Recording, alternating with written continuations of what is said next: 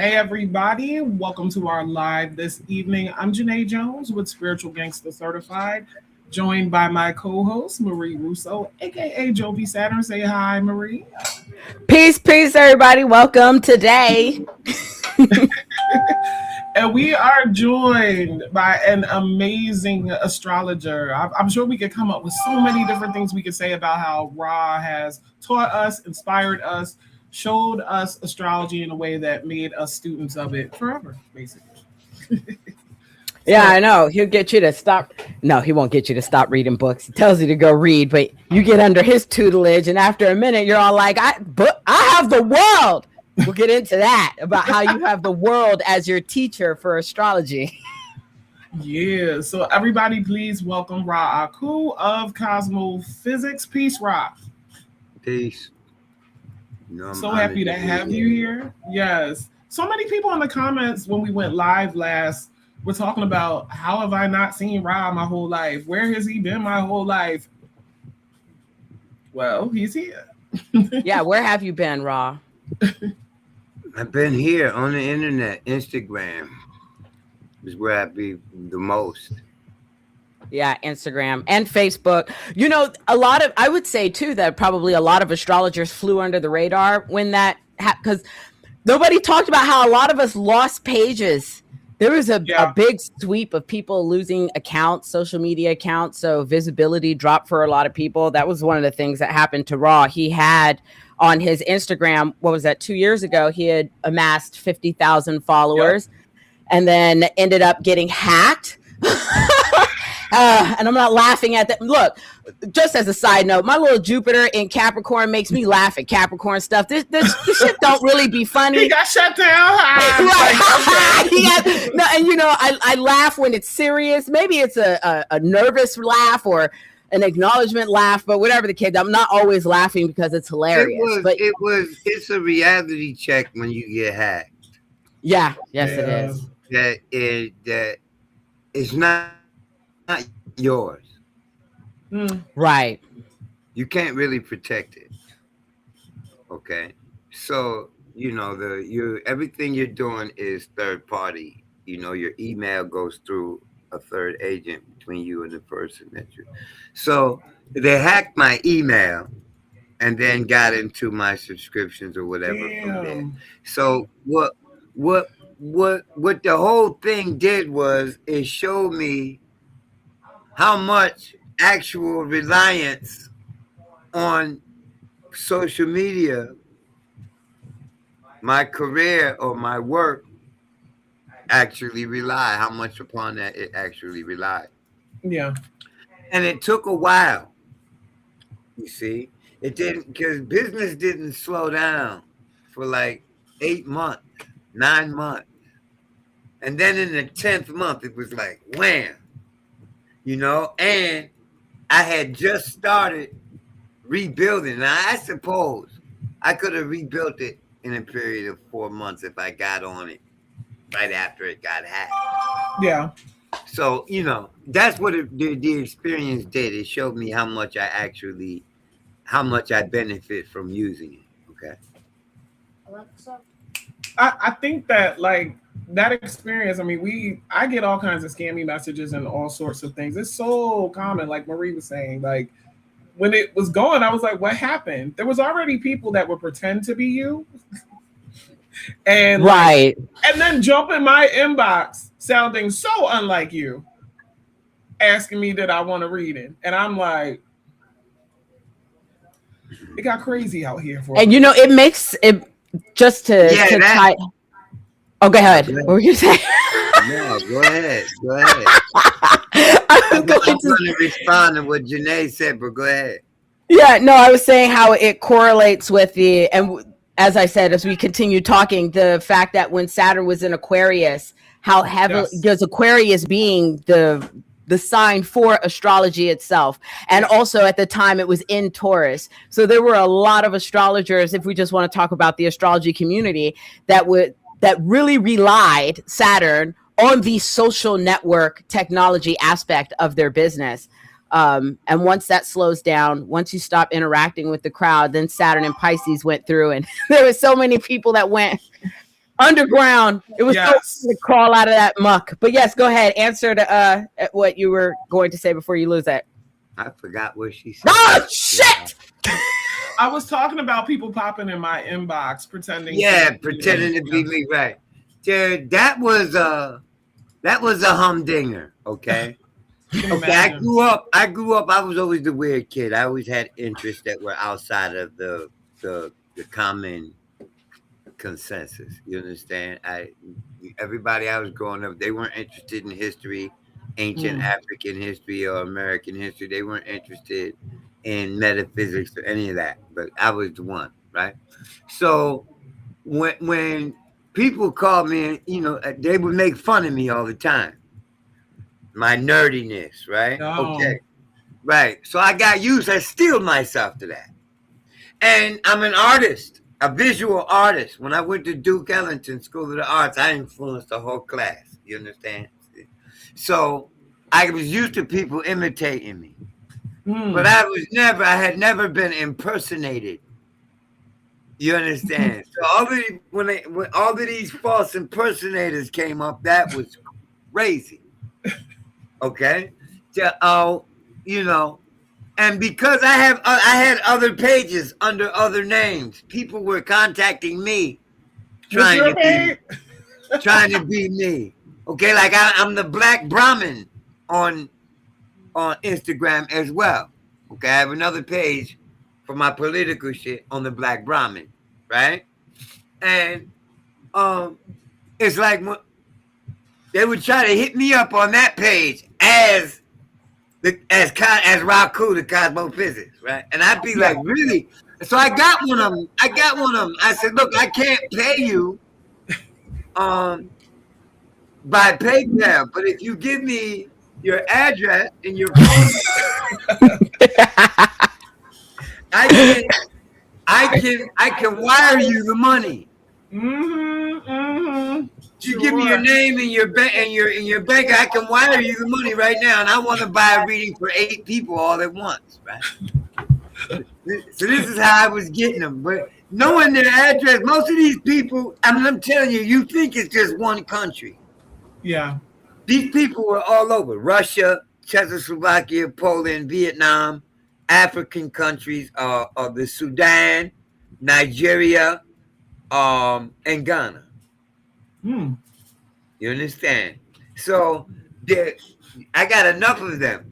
I'm telling you, enough of them. I thought it was like only 5 or 6 people probably doing this.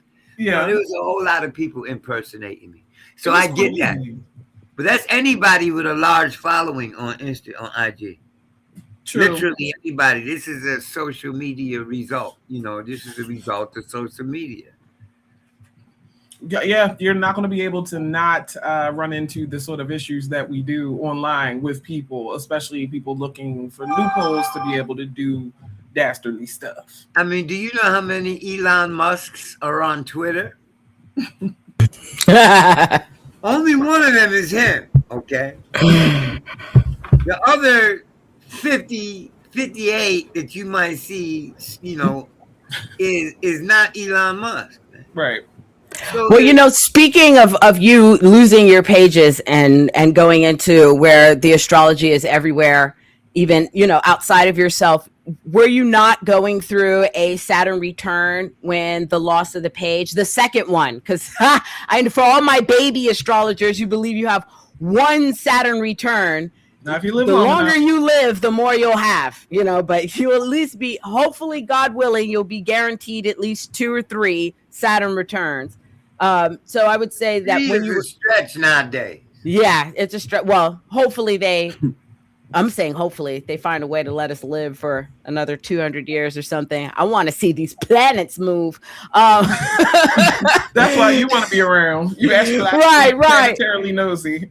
I want to see Sedna go into a new sign or something. So yeah, you lost it during the second Saturn return when it was in Pisces. So would you say that this correlated with the event of loss and having to rebuild?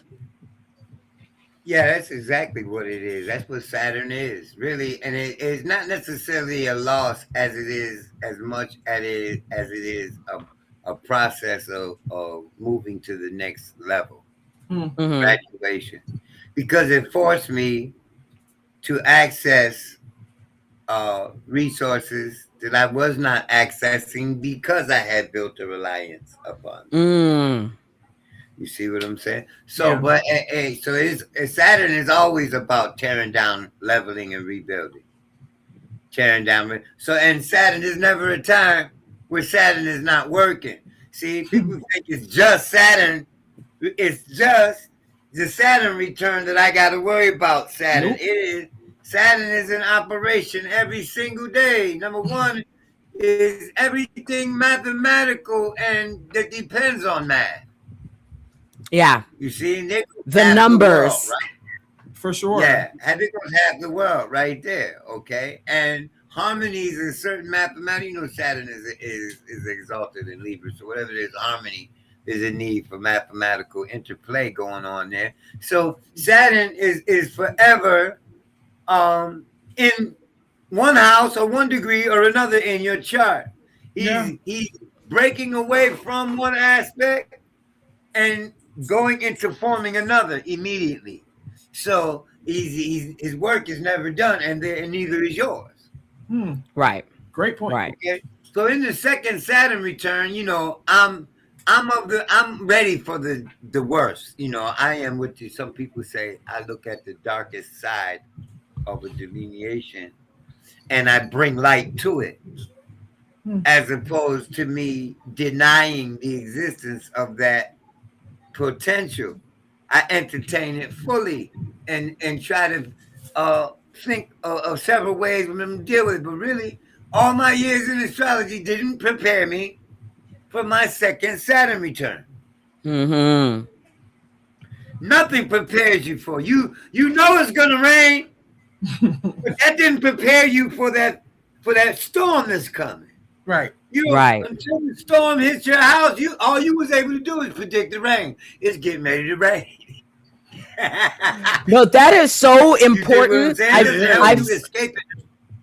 Right, and it's important because there are people who get into the astrology. There's a number of things that add to their dismay with continuing studying it or even knowing. It's sort of like you said, when someone finds out they're having a Saturn return, they believe they do all the research. They will spend all year long. Saturn's going to do this to me. Saturn indicates this will happen. Saturn is over there in this house, so I better pay attention to this. And then they go in with all this armor, and they realize that it's the wrong armor for the weather, because when they still get their asses kicked. And then they go, what is the point? What is the point of me having known this was coming when I came out and I was not unscathed? I was burned, I was beaten, I was betrayed, I was abandoned. But I could see it. It says that would happen to me, but nothing I did stopped it from occurring. I don't even see the point in this, because I think you had a conversation one time on the Empire 363 show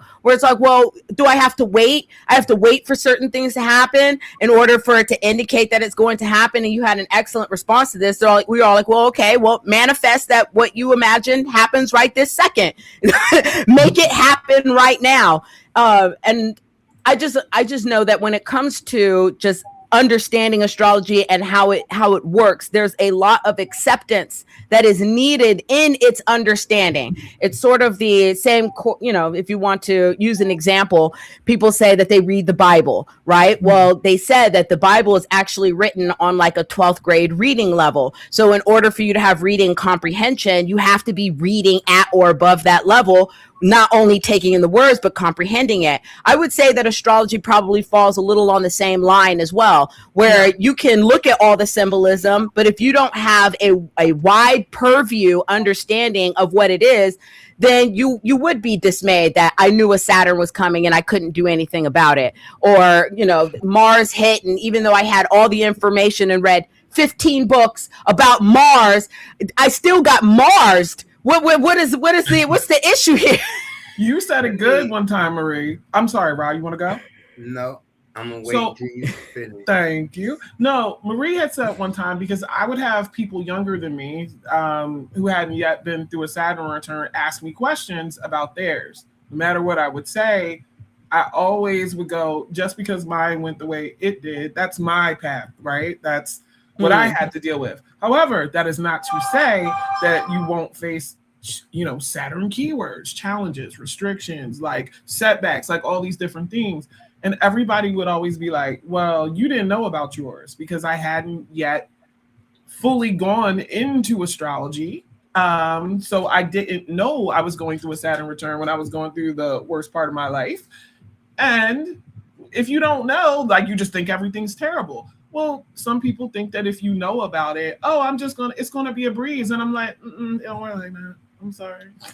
Who told you that? Let me tell you what happened literally, because literally what it says in my chart, I was born with Saturn in Pisces. So literally, during my Saturn return, everything that I experienced that is typically Saturn, according to the spook law, happened according to what it says in my chart. Okay, I'll give you an example. I was chasing after the garbage truck one day because it just dumped over the garbage can and totally tore my Achilles tendon. Trying to run. Saturn is in my 9th place. Says don't run. So during Saturn, okay? So that heals. Takes about 8 weeks for that shit to heal. Okay. It heals, and my birthday passes, and I'm having the first Saturn after my birthday, like November the 19th or November the 18th of my 59th year. So I turned 59, and then about 12 days later, I'm having a Saturn on the descendant. So my thing is, Saturn is lack, inhibiting, limitation, right?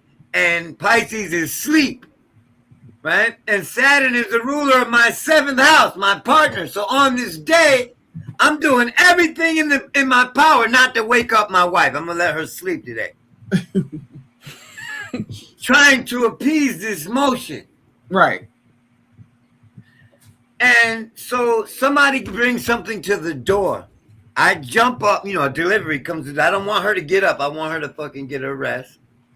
I jump up to get up and walk out of the bedroom, Pisces, out of my sleep, Pisces.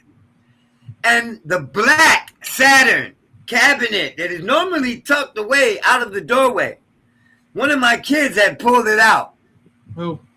So I smashed my foot into it blindly and crunched my toes and broke my toes. You understand? Pisces. 2 weeks later, I go out to check the mail. Now my foot is broken, and I think I can limp on it without no crutches or nothing, right? I get up to the mailbox and twist my ankle and dislocate my motherfucking ankle right there. Well, damn, Ra. Yeah, I know this was fucked the foot up. This is all Saturn in Pisces. You understand me? With Aquarius on the 8th place too. So don't get it twisted. I'm a Cancer rising, right? So then my sleep schedule goes crazy. My kids just start sleeping like in shifts on us.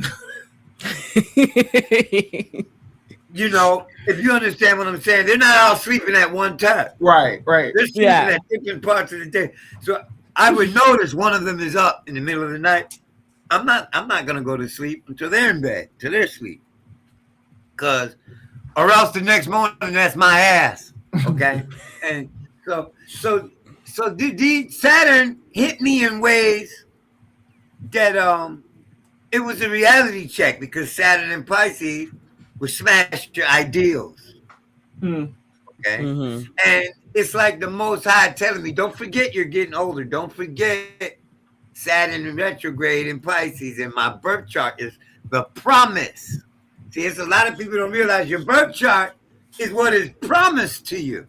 When you gonna get it happens through the unfoldment of your birth chart. Which they need a one-on-one on. They need a one-on-one on that. You have to understand the dynamic, that the sky is ever moving and that it never stops moving. Yes. So when you're looking at your birth chart thinking that's it. No, that's not it. Right. It never ends. That chart is moving, and so are the planets in that chart, and we can use those planets to gauge your human evolution. Right. Your spiritual, mental, physical, financial, social, personal, familial, serviceable, public, private. What else is there? Broadcasting and contemplating experience is wrapped up in this cycle that the chart gives an illustration of.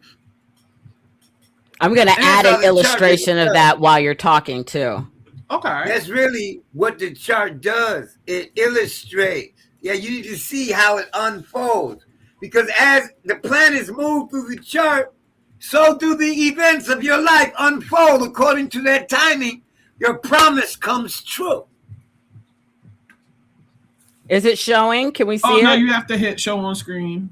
Where is that? You scroll down. All I see is us three.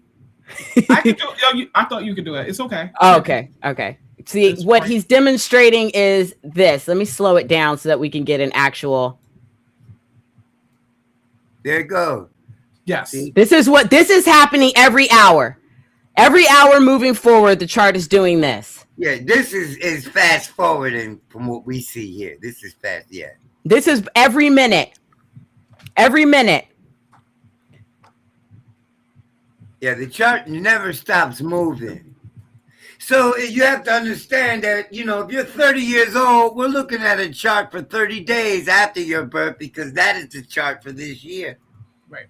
The chart is not static at all. You know how as a little kid, you do this and you enjoy this, and then as you get older, your taste changes, your preference for that thing changes, and you like, yeah, I used to do that when I was like 13 or 14. Around the age of 14, I stopped doing that. It's because the planet moves from one sign to another in your progression. Yes. Now, mind y'all, I was in Saturn Dasha. Okay, 4 years into Saturn Dasha when my Saturn return came. So I think that, layer upon layer, when I say Saturn Dasha, I'm talking about in my Vedic calculation, right? That when you have a Saturn motion across the board and you're in a Saturn time period, a time that is traditionally attributed to Saturn return, or a harsh Saturn aspect, that your progressions are what trigger the phenomena in the perceptive field, if you know what I'm saying. I think a lot of people get confused about progressions and things like that. I like to hear people use examples from their own lives so that they can show okay, this isn't just something that we're speaking about technically, and we're not applying it practically to real life. So I wonder, Ra gave us a really good Saturn story here, so to speak, but it doesn't necessarily have to be that. I was going to ask Marie, because we both have had a similar journey as far as progressing at a certain age and then spending 30 years in our progressed sun sign, and then, now entering new territory. And it's been interesting. So Rob, what would you say to people who don't understand progressions? What's the best way hi, Ziggy. Look at Ziggy. Yeah, he all in the wrong. Progression works like this. Here goes an analogy that I can conjure. Okay. Up. All right. You have a pool of perfectly still water. It looks like glass, right? You put your finger in it and pull your finger right out. Right? The pattern of that impact ripples long after your finger. You can pull your finger out, dry it off, and it's still rippling. Okay? Okay. This is your birth chart. Now here goes another analogy. Okay, you get on the merry-go-round at a certain point, at a certain angle. Let's say there are 12 entrances and exits off of and onto the merry-go-round. Well, the day you're born is the day you get on the merry-go-round, and it starts spinning. And the different horses are going up and down, you know, while the merry-go-round is going around. And these are the ins and outs and the ups and downs of your life while you're here going around on the planet, going through your years. Okay? So the chart is a map of those turbulences and those reliefs. Okay. I like the way you put that. Astrology is a merry-go-round. Yeah, the whole solar system is a big circular motion, okay? And we're measuring it geometrically with the circle here. Yeah. Okay. Yeah. So, but really, you have to consider the fact that each revolution is a graduation up. So it's like a corkscrew. Every time you go around once, you're going in the same circle, a level up. So spiritually, spiritual gangster certified. Yes, clacky. Spiritually, this is your journey. That wheel, as it swivels around, is your corkscrew. Is that portion of your of infinity that you call it your life. And we are measuring it event from event in a series of swirls that we put into a calendar called time. That clock is your personal alarm clock, your personal weather forecasting. It shows exactly where the Most High dropped you in the stream of life and exactly where you're going to run into shit that'll crash your boat, shit where you need to pull your boat over and get supplies. It'll show you exactly where you need to do these things at. If you learn to read it. Oh, that's a damn shame. Yeah, well, anything worth having requires endeavor. Okay? Everybody knows it. These cliches don't live forever for no reason. You know, nothing easy come without any motherfucking endeavor. So astrology is a means by which to understand yourself, knowledge of self. You're not going to get that from any one of your religions. Oops, excuse me, did I offend you? Oh, damn. None of your cliches are astrological. None of your religions mention you. That's true. Outside of you. Not one of them have fucks to do with you. You have everything to do with it, whatever your religion is, okay? Astrology gives you knowledge of self, real knowledge of self. Your personal religion. Recently, they came up with this bullshit. It's just a bullshit program. But they came up with this thing. They say people that analyze their own minds are the most intelligent. You seen this trend? You dig? Well, this for the sake of argument, I'm going to accept that that's true, and I don't believe it. You know, but I've been examining my thoughts for years, which is the reason why I don't believe it. Because I don't see nothing amazing about that shit. You dig what I'm saying? Analyzing your own thoughts. Duh, don't everybody do that? Don't you think about what you said or what you're getting ready to say? You know what I mean? Well, maybe they don't. Yeah.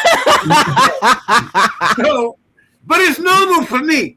So I analyze where my thoughts are coming from. For example, you know, Pop, the voice says something to me, or Ra, don't do this, or Ra, go do that, or make sure that you're handling. And I'm analyzing, where did that thought come from? Was that my intuition or was that my imagination? Yeah. Right. And I'm truly discerning. Right? Did I imagine that? Is this my instincts talking? Or do I really feel a funny vibe here? You know, and is this my intuition coming out of nowhere telling me not to do something I wasn't even thinking about doing? Or am I projecting? Yeah. Right. So I analyze my thoughts. Well, astrologically, each one of the planets, there's a fractal that comes from its orbit that corresponds to the same fractal of our mental processes. Let me show you, because people really don't understand. Okay? Mercury is the mind. Mm-hmm. It is also the breath. Your lungs. Yeah. Okay? Right. And your hands. Okay? But more importantly here is the breath. And the sun is your heart. Okay? The heart stops beating, the body gets cold. The heart keeps beating and the body is warm. Keeping the blood, keeping the body warm everywhere, right? So the heart is the engine. The sun is the engine. And Mercury is the lungs, right? Well, in normal average mode, MODE mode, you're breathing like three and a fraction. You're having 3 and a fraction heartbeats per breath. Okay. Yeah. Okay. On average. See? Mm-hmm. Mercury, on average, goes around the sun pi times a year. And you're breathing pi breaths, 3 plus a fraction. Yeah. Okay. Bars. Your heartbeats per breath. So now the Hindus developed a methodology, homeopathic, yogic, traditional methodology for regulating the breath so that you can have more control over the flow of thoughts or what you're paying attention to mentally. You dig? So there's a combination right there. Yeah. That correspondence right there. Okay. Right. Yeah. So you begin to understand knowledge of self is what I'm trying to tell you. Mercury is also your memory.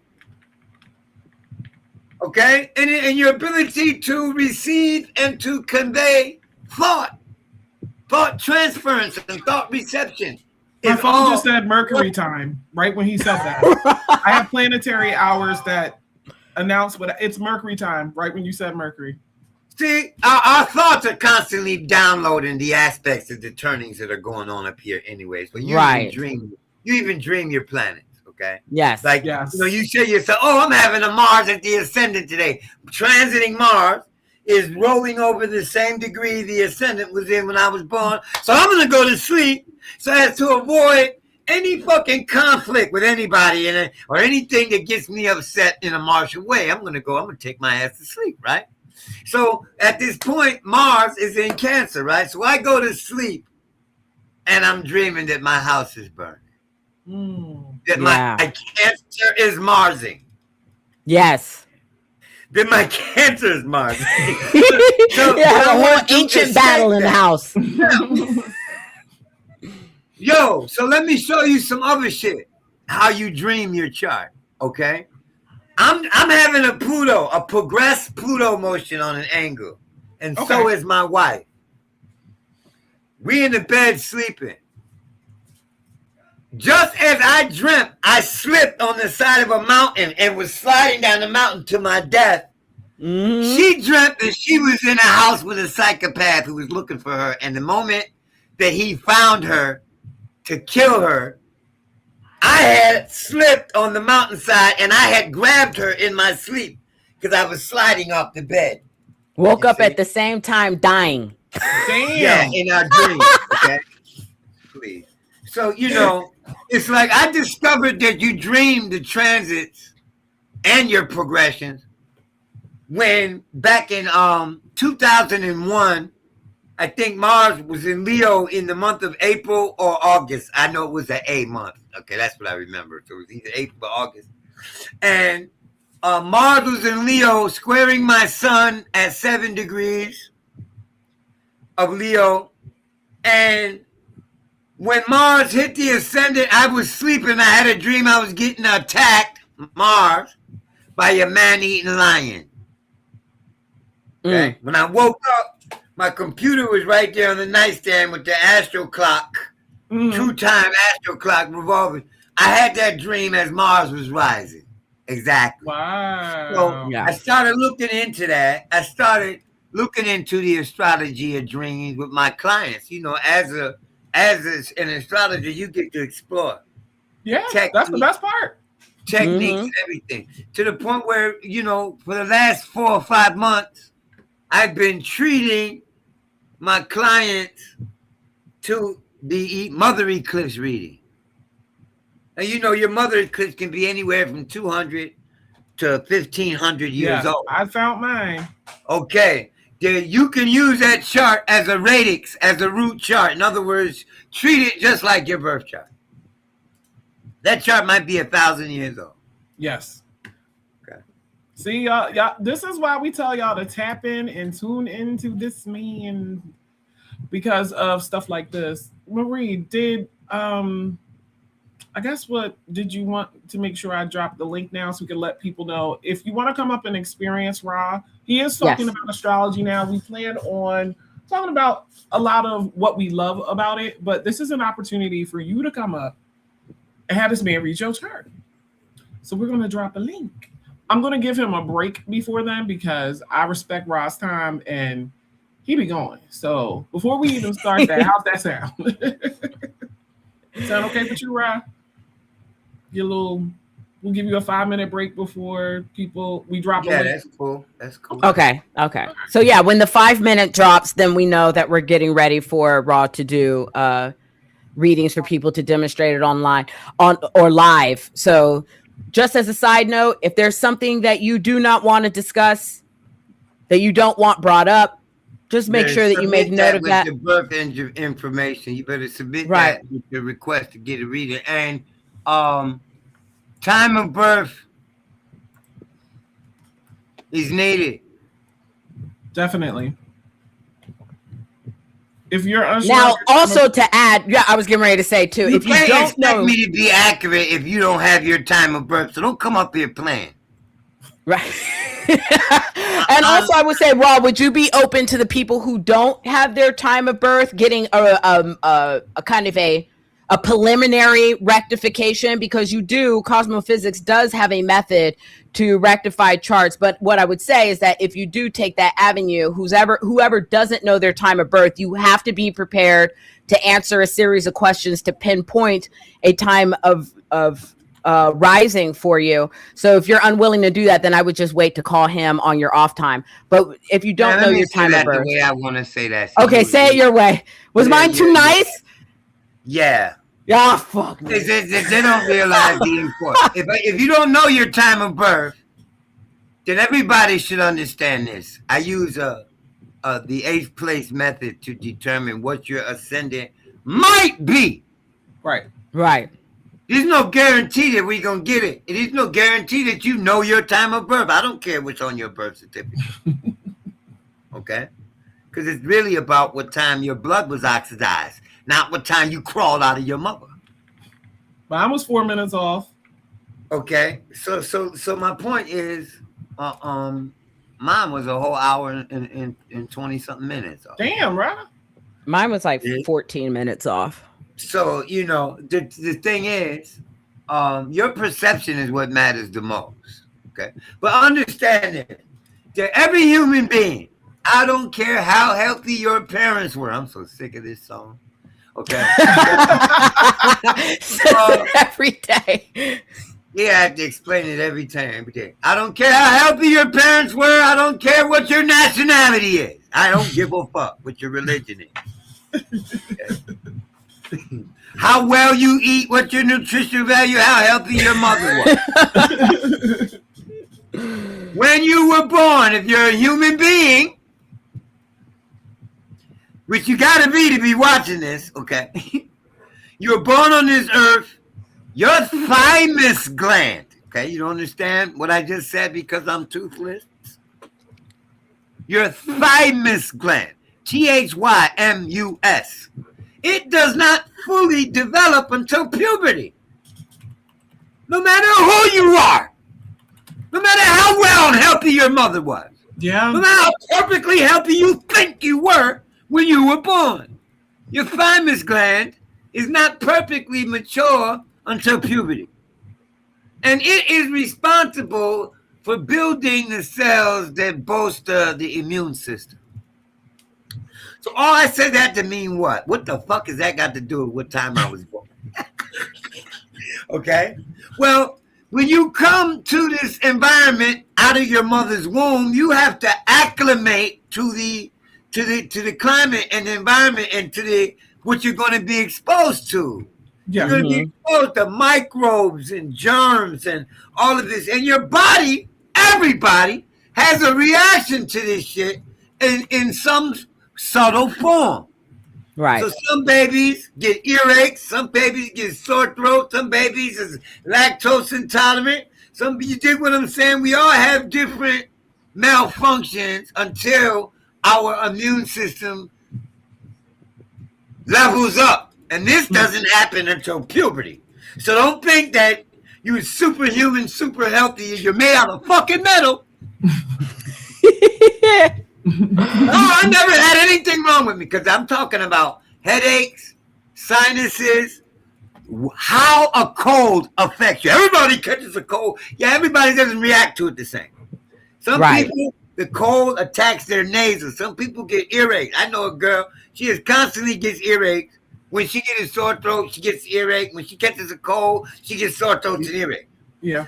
But my man gets mad headaches, mad sinus congestion. Another person, they start throwing up. Their stomach gets all sensitive when they get sick. So everybody don't have the same reaction. I need to know. You also need to realize that you weren't born with your physical coordination. You didn't know how to walk. You know how to run. You know how to balance. Yeah, you weren't doing that shit and you weren't running and playing. And when you started doing these things, you got hurt, you fell down. Even if you didn't get seriously hurt, you still fell down and it still hit or hurt something. Some fall down and hit their head. Some fall down and injure their arm. Some fall down and injure their hip. Some fall down and injure their knee. Some fall down and injure their shoulder. Some fall down and injure their... Come on. See what I'm saying? So look, we're not all the same. Rob, you over here having us make a beat. That was a song. We're not all the same. My hard drive just fell off my desk. We're not all the same. All right? We're not all the same. So and so really what I'm asking you for is basically, now that you understand all that, I can tell you what I'm asking you for. I'm asking you for what part of the body or function of the body needed to recover at any time. Hello, any. Do we need a dictionary? Get the dictionary. Okay? Any time between birth and puberty that you know of. See? I was a kid, I had asthma. Well, as a Scorpio, I got Gemini in the 8th place. Mm-hmm. So the lung. I'm also a Cancer rising. So I broke my ankle twice during puberty and once during Saturn return. You see what I'm saying? So what I'm trying to say is, what part, if you don't know what time of day you were born, then what did you have to recover from as a child? Oh, all I had was a cold. Nigga, did the cold give you a stuffy nose? Did it give you an earache? What was your reaction to it? Because I need to know what part of the body activates your recovery. When I know that, I'll have a better idea what 2-hour margin of time you were born in, perhaps. See, this is 15 chance because planets can do it. It is not necessarily the 8th place. The position and the aspects in your chart. Aspect to Mars can injure the head. And therefore, it doesn't mean that Aries has to be on the 8th place. You understand where I'm coming from? And side note, that 8th place method is cosmophysics. It's raw. You hear it sprinkled around everywhere because he has students and people who wish to be students, who are never students, who are professing the use of the 8th place method. I had to come out there and say that is a proprietary intellectual property of Ra Akhu and Cosmophyzix. You hear anybody dropping the 8th place method, you should automatically assume, were you one of his students or were you somebody who listened to his astrology? Because I see people trying to use it. They forget that what he just mentioned, that the planets could cause or indicate injuries as well as illnesses. So it's not always the 8th place. But I had to go ahead and drop that because I've been seeing some people fumble it, not explain to their clients or the people they're practicing it on that, you know, somebody who has Venus in the 1st house could very much appear to be just as Libra-esque or as Taurus-esque as just having the sign there. So they don't have any explanation. They're just doing it in a shot in the dark. And then my number one biggest gripe is they don't attribute to whom they got it from. So they mess it up and don't even say where they got it. Well, okay, because they'll quote books all day long, you know. I used to catch feelings about that. Now I'll catch them for you. No, nobody needs you to catch some feelings. That they don't care that they don't know it. They think it sounds slick. And that's cool. My little moon is in Libra, so that's fairness. Yeah, and they don't truly understand. And I'm gonna say it again for the zillionth time. That method it confirms the ascendant. It doesn't determine it. Right. Yes. So it confirms the ascendant, but it doesn't determine that. Right. Because Mars rising acts just like Aries on the 8th cusp. It leaves a scar on your face ahead. Okay. Just Pluto rising does the same thing as Scorpio rising. And you can go on his Patreon. He actually has a lesson on the 8th place method, straight out of the horse's mouth. So you can actually go on his Patreon and sign up, and you'll get a lesson into what that method truly entails. Let's make sure we drop the link to. Oh yeah, sure thing. Yes. Because it's more than this sign is on the 8th cusp. The ruler of that sign has a lot to do with it too. You dig what I'm saying? So you can't use it to determine the ascendant with certainty. Right. You can use it to confirm it though, okay? Because if this is your ascendant, then this is on the 8th place. And therefore this had to know some kind of healing process. So I wanted to tell that to everybody. I'm going to use the 8th place to find what I think may very well be your time of birth. There are other factors. I'm not just using the 8th place alone, and that's what people don't realize when they try to emulate. Right. I'm also using the 9th place and the 5th place and the 7th place to confirm the 8th place before I jump out there and say, oh, you must be this because you injured that. Right. It's crazy. I don't know. I've seen a few people mention it, and then I think they're about to, first of all, attribute Ra. Second of all, use it appropriately, and no. So definitely get over to the Patreon to look into that. But I like the distinction that you made that it confirms it.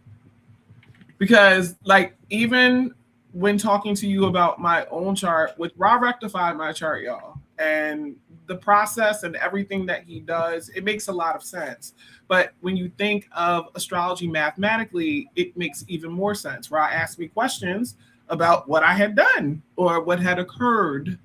Marie, do you remember that, or were we all on? I remember the process, even though I don't remember the exact instance that we did this reading. Right, I remember reading you before and all that, but I don't remember the reading. Okay. No, I got you. You've done so many. Why would you? Right. That wouldn't even right. Anyway, what I do is I progress the chart to the moment of the reading. That chart should put you before me. Don't you think? If it's going to read your life, it's going to have you right in front of me. Right, right. It's going to have me right there in the chart talking to your fucking ass, right? And if I can't see that, which usually, how do I fucking see that? Okay. I was born like everybody else with 14 planetary stations that I use astrologically. Okay. I can't think of a time ever that I got a reading and the person didn't progress to one of my planets. Okay. Okay. I read a woman last night who 3 days before the reading progressed to my sun degree. Well, she progressed to my sun degree when she called me for the sample and books for the reading. See, that only happens 1 day a year for her every year. Right. My sun degree coming to her ascendant. And on that day, co-inky dinkly, she calls me to book a reading. No, there's no coincidence there. No. So I'm looking, when I see that shit like that, then I look at the day you come for the reading. If you have emotion on that day, I'm right on it. This happened today? Before the reading? This happened today? They'd be like, no. Well, how many days ago did it happen? You see? That's what it went like. Right.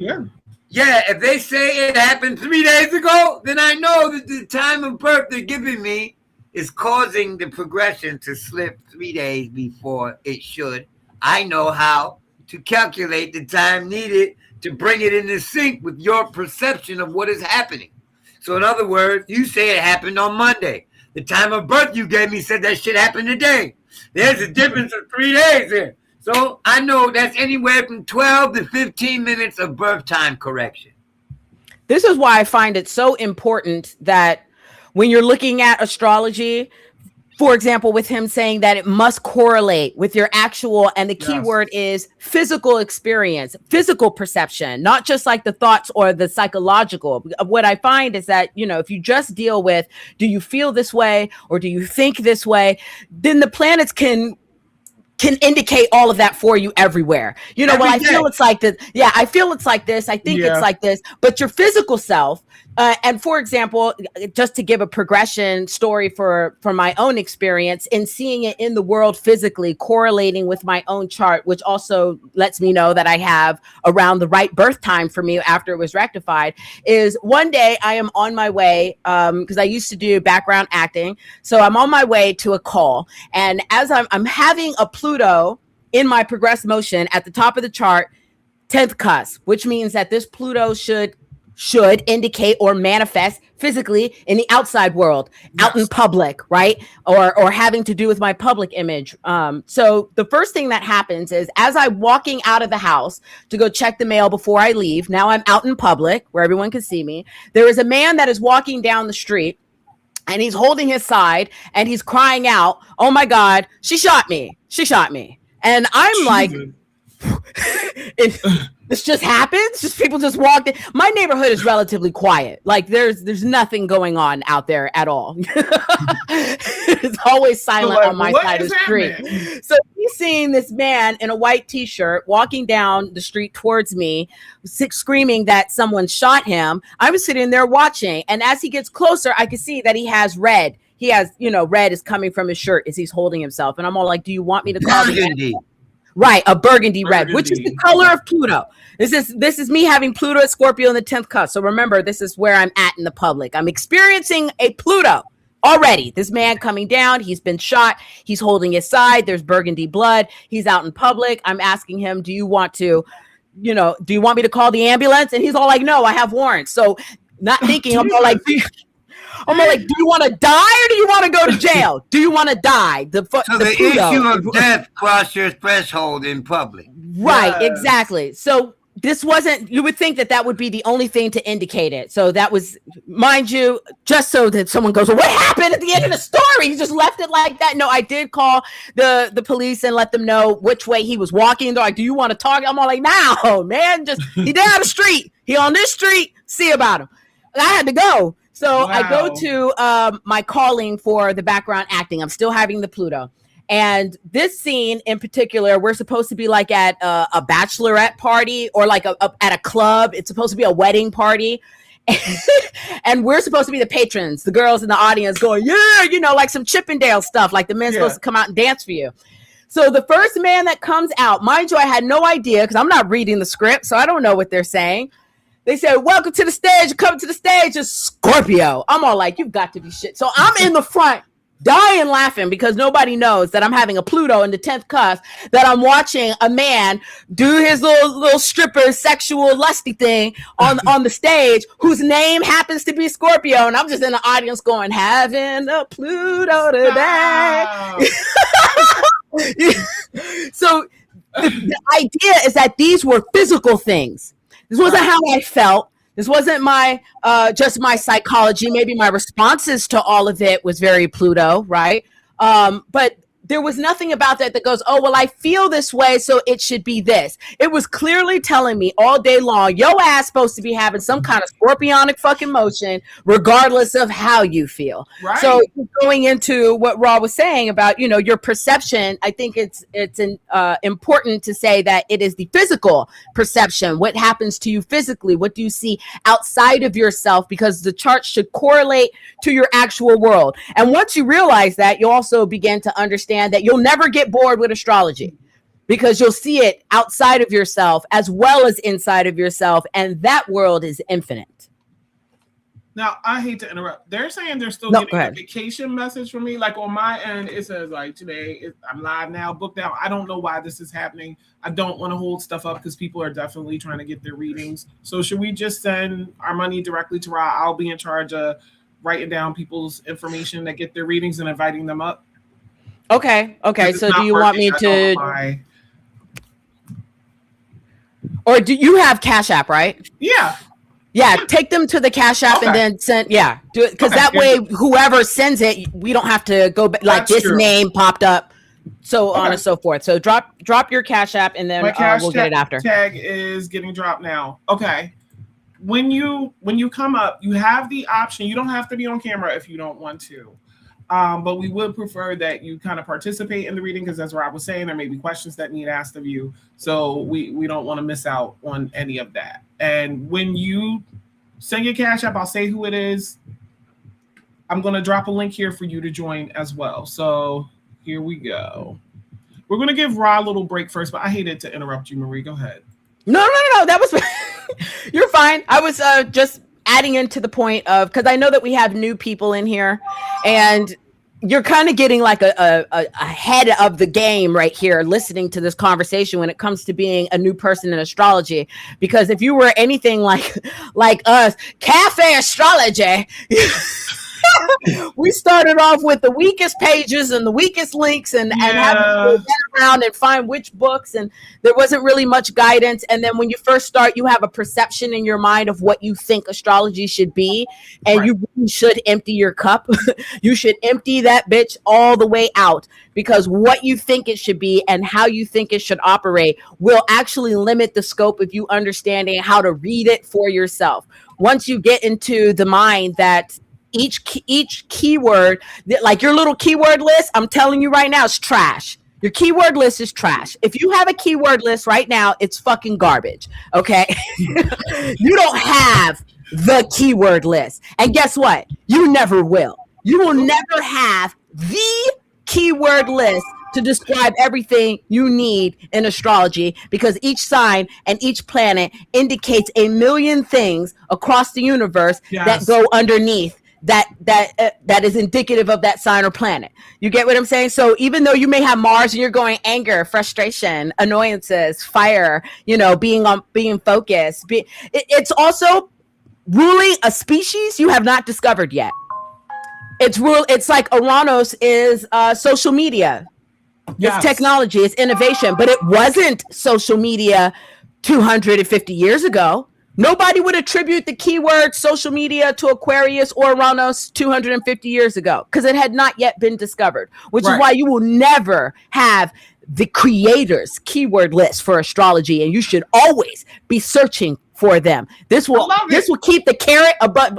Carrot is the astrology list, just the keywords. And a lot of this comes with the rest of the math, the planetary. Am I doing the Raw thing now? Am I taking over the mic? Am I giving you a break, Raw? Well, I'm still waiting for the 5-minute interlude so I can get up. Okay, we'll go ahead and get to that. But there you go. I just want to say before we go, Eris, just get queued up. I dropped the link for you to come up. I received your Cash App for you to come up for your reading. But we're going to take a 5-minute break. So just letting you guys know. Everybody go get something to eat. Go get something to drink. We need use the bathroom. Okay, hold on. Am I see about them kids? Stuff? Yes. Here we go.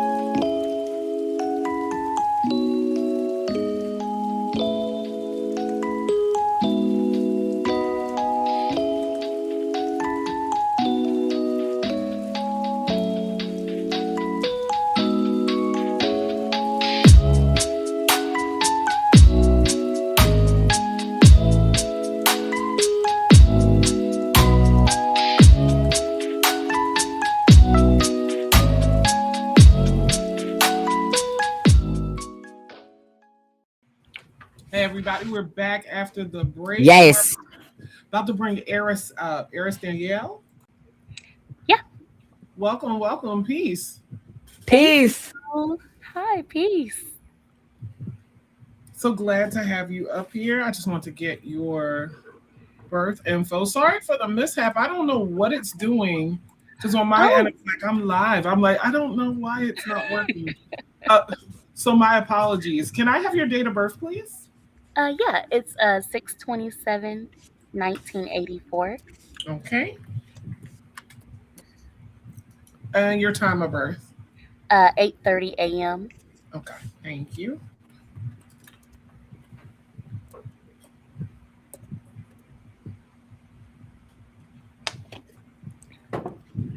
Where was she born? OKC, Oklahoma City. So you injured your foot before or your lower leg? I blew out both of my quadricep tendons in the last few years. I'm still recovering. What about when you was a kid? No, the only things that I had when I was a kid was I had like skin issues, like hives. You like neutral colors, like black. You like to wear black? Yeah, I do. I like to wear pink more than Yeah, anything. don't tell me anything that you like. Let me do this, okay? Let him cook. I got her already. Yeah. See, she thinks that what she said something about her skin, right? That's what I'm looking for. Okay? What happened to your quads is the same sign though. Sagittarius. Yeah. And it's the quads. You understand that, right? Uh-huh. So at any rate, you're an outdoors girl. Your house got plants in it, I'm sure. I'm willing to bet both my legs. Yes. Yeah. You internalize your anger, much to the benefit of your friends and those around you. It sucks for you though. Okay? So because you can't really get away with internalizing anger without dealing with the cortisol effect. Okay? Also, your friendships, your serious friendships, willful acquaintance associations, your personal network, is based on trust. That's the criteria to be your friend, huh? Is to be trustworthy. Okay. Yes. They could be dumb as hell, long as they trustworthy. Okay. Now, yeah. Okay. Let me see something else. The advice you give everyone is lovely.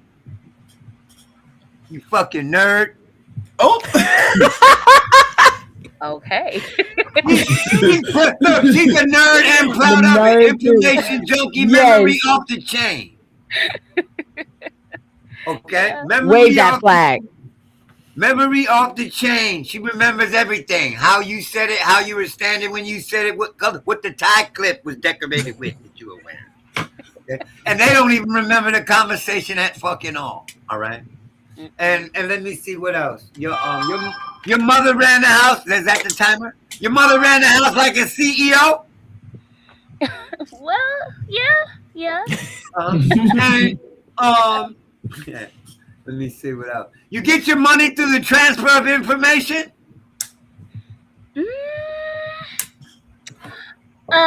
Yes.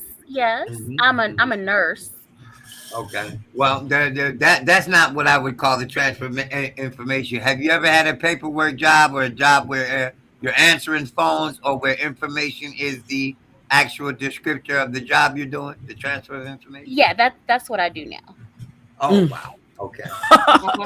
I do like case management type work now. Okay. Yeah, that is mercurial as hell. Okay. Yes. That is mercurial as hell. So, and let me see what else. You're very nutritionally conscientious, whether you eat it or not. I would never know. Okay. But you know all about nutrition and about what people should eat for what this or the other. Okay.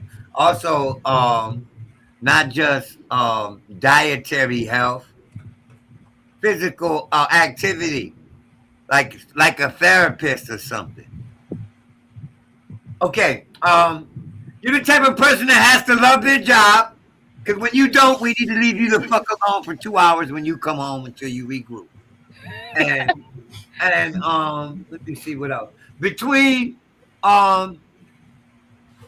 2021 and 2023, you thought you wanted to change your lifestyle? You cut off all the useless people in your life? Mm-hmm. Yeah. Yes. Okay, that's your sample. There you go. That's 5 minutes, ain't it? No, you have about 45 seconds. And so I got 2 minutes left. All right. Give it to her. Okay, you don't like the word stubborn, but you determined as a motherfucker. Okay, and let me see what else. Oh, you have children? Because I won't know. I wouldn't know until you tell me yes or no. No. Okay, so but you're very picky about who you want to settle down with. There are some conditions that you need met that deal with a more physical, tangible. This is the best way I know how to say that, right? Yeah, I said it. Okay. Your qualifications on the physical side of the relationship are very high. He got to be able to put it down. Yeah. Or else. Yeah, no amount of money will keep you with that nigga. If he can't put it down, he's through. Yeah, he could be rich as hell, nice as a motherfucker, treat you like a goddess, lay his white silk gown down for you to walk on at mud puddle, and that ain't gonna do if that nigga can't handle business. Well, yeah. None of that shit matters. None of that other shit matters. This nigga could be the best father on the planet, but nah, this ain't working. What? Well, he's honest. Yeah. Okay, now, I tell you that Uranus just moved into your second sign. Okay, so this is gonna be a 7-year trip for you. And what kind of trip am I talking about? Your values are going to change drastically, and in every situation that you find yourself having to innovate, having to change your natural course. And after that, it'll be a 7-year conditioning on your mentality. Now, understand, every 7 years this happens anyway. So I'm not foretelling of anything dreadful. I'm just speaking to the natural unfoldment of things. You know how there are things that 7 years ago were important to you that mean shit right now. They don't mean shit right now. Yeah. Well, this is the process I'm talking about, and it's going to take its focus in the area of life concerning your sense of economy and your sense of values and moral. Okay, that makes sense. Now, if you want, a more in-depth, then give me a call and we'll do the long reading. When I'm doing a reading in private, it's a lot more mathematical and dealing more with the time processes and time periods in your life than it is your emotional temperament, like I'm demonstrating here. Okay, thank you. We'll make sure to post. Oh, we gotta post Ra's number. Oh yeah, I wish I need to set up my little stream deck over here for some clapping. Right. Does that deserve a clap? How did he do? What's the feedback? Very, very good. Very good. Thank you very much. Yes. And I just wanted to tell you guys, I really am so glad that you guys are going live, and it was so good to see you guys come together after everything was going on. So I appreciate it. Thank you. Thank you too. Yes. Okay, bye-bye. It's gonna take me all night to remove the smile off my face now. No, it's hard not to. We see Rob do this a lot, and we still are like amazed. It never ceases to amaze me. Clubhouse, when it first came out, Rob was on there killing them. Yeah. Oh, doing 2-minute samples. I was doing 2-minute samples. Yeah. On Clubhouse. Yeah, on the Clubhouse. Yeah. Yeah. Yeah, I was hitting them for 2 minutes. And it was still like, I don't know. There was just something magical about them rooms. They went way into the wee hours of Sunday nights. We used to fall asleep in those rooms. The thing is, you know, when it had exclusive membership where people were only able to be there by invite, the quality was much higher. Okay, then they let it go. They opened the doors, and you know, it got bum rushed with a bunch of people that really don't have much to talk about. They should have kept the invites, and what they should have done is also had a list of who invited who, so we can hold your punk ass responsible for bringing in the goddamn agents. You invited this motherfucker. That's why our Clubhouse room sucks. Listen, anything that's successful immediately develops a price tag. Yeah. Yeah. So it blew up and they sold it, or they started working for the price tag. Yeah. And therefore they opened the floodgates and let everyone come in that had an opinion about stuff they didn't know. That's true. Yes. That was so annoying. Yeah, because it really was just look at this side note. And it's funny because Clubhouse came out for the Saturn in Aquarius. It was absolutely perfect for that. I wonder if when Saturn gets into Taurus, if we'll revisit what happened or the value of Clubhouse coming out during that time. Okay. So we have 2 more. We're just waiting for them to join. One person said they can't join from their phone, so they have to do it from their computer. Okay. But yeah, I just wanted everybody to know. Oh, I'm trying to copy the number and it's not. There we go. Also adding Ra's number to the chat. Ra does, you call him for a quick sample. Ra also has a course that he does if you want to learn his method of astrology, cosmophysics. So this will be here. Let me add to that, okay? Sure. Because I'm running an operation here, and only a certain number of people can get in. Okay? Yeah. Sure.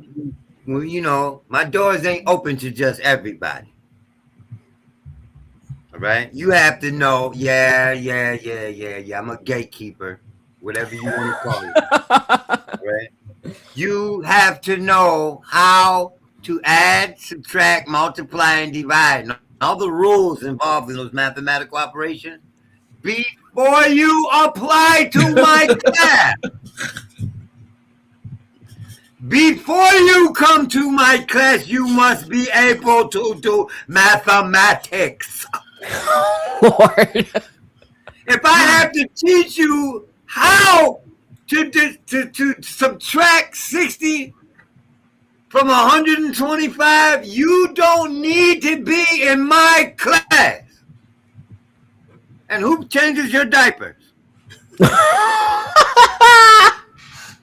I'm telling you, because you get people, and listen, I don't have time to run behind every last assignment I give you. I shouldn't have to run behind you as an adult to make sure you did the math. You did the science. I shouldn't have to check your math. Do you pay your fucking bills? Mm-hmm. Okay, if you're paying your bills, this math ain't half as hard as your grocery bill. That's true. But yeah. So some people don't. I'm glad y'all are saying this. That's all I'm going to say. So because, man, and just because I'm tired of people coming to my class, I know how to add, subtract, multiply, and divide. That's okay. Very well. Here you got 12 degrees and 56 minutes. I need to know how many degrees is it to the next sign at the 5th degree and 47th minute. I need to know how many degrees and minutes that is.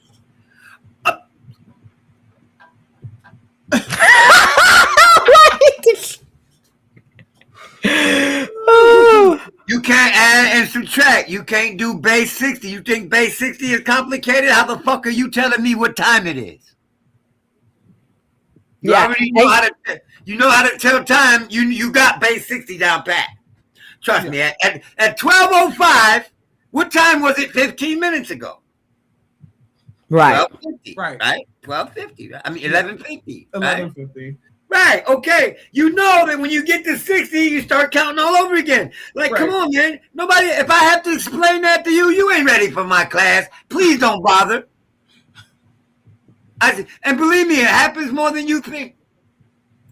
Yeah, and people, just to add on to that, because like I said, my moon is in Libra above the horizon. Okay, so while his moon squares my moon being in Capricorn, he'd be like, I don't care about none of that shit. I care about this shit.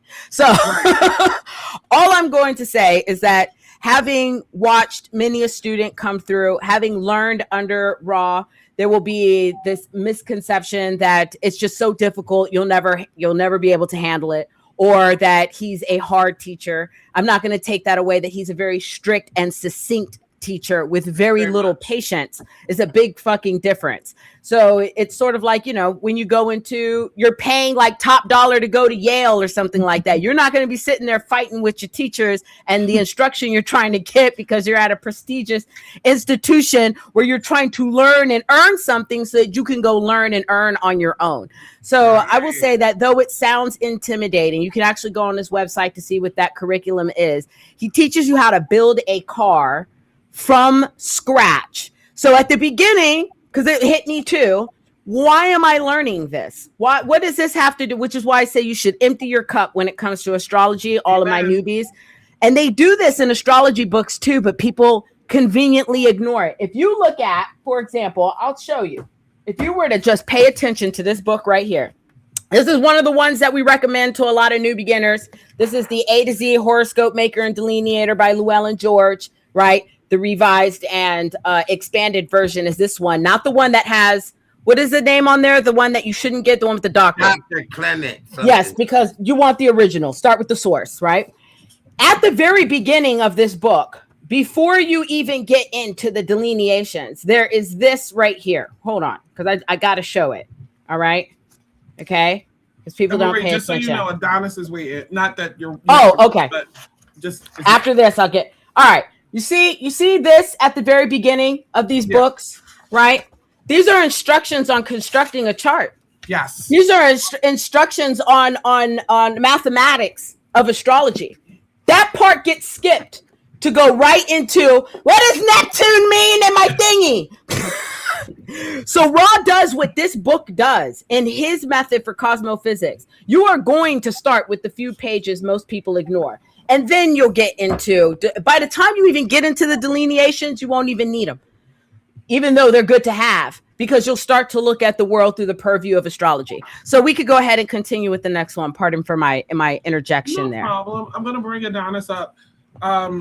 Birth information was already provided. I just wanted to say first before we start, because someone is saying they're having trouble with the link.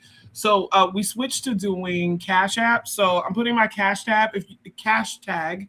If you put your date of birth, time of birth, and place of birth in the message, then you just jump up. I'm so sorry if you missed that part, everybody. We're having a little problem with the link. So hold on, I'm about to drop it. Peace, Adonis. Peace. While I'm doing this. Can you guys hear me?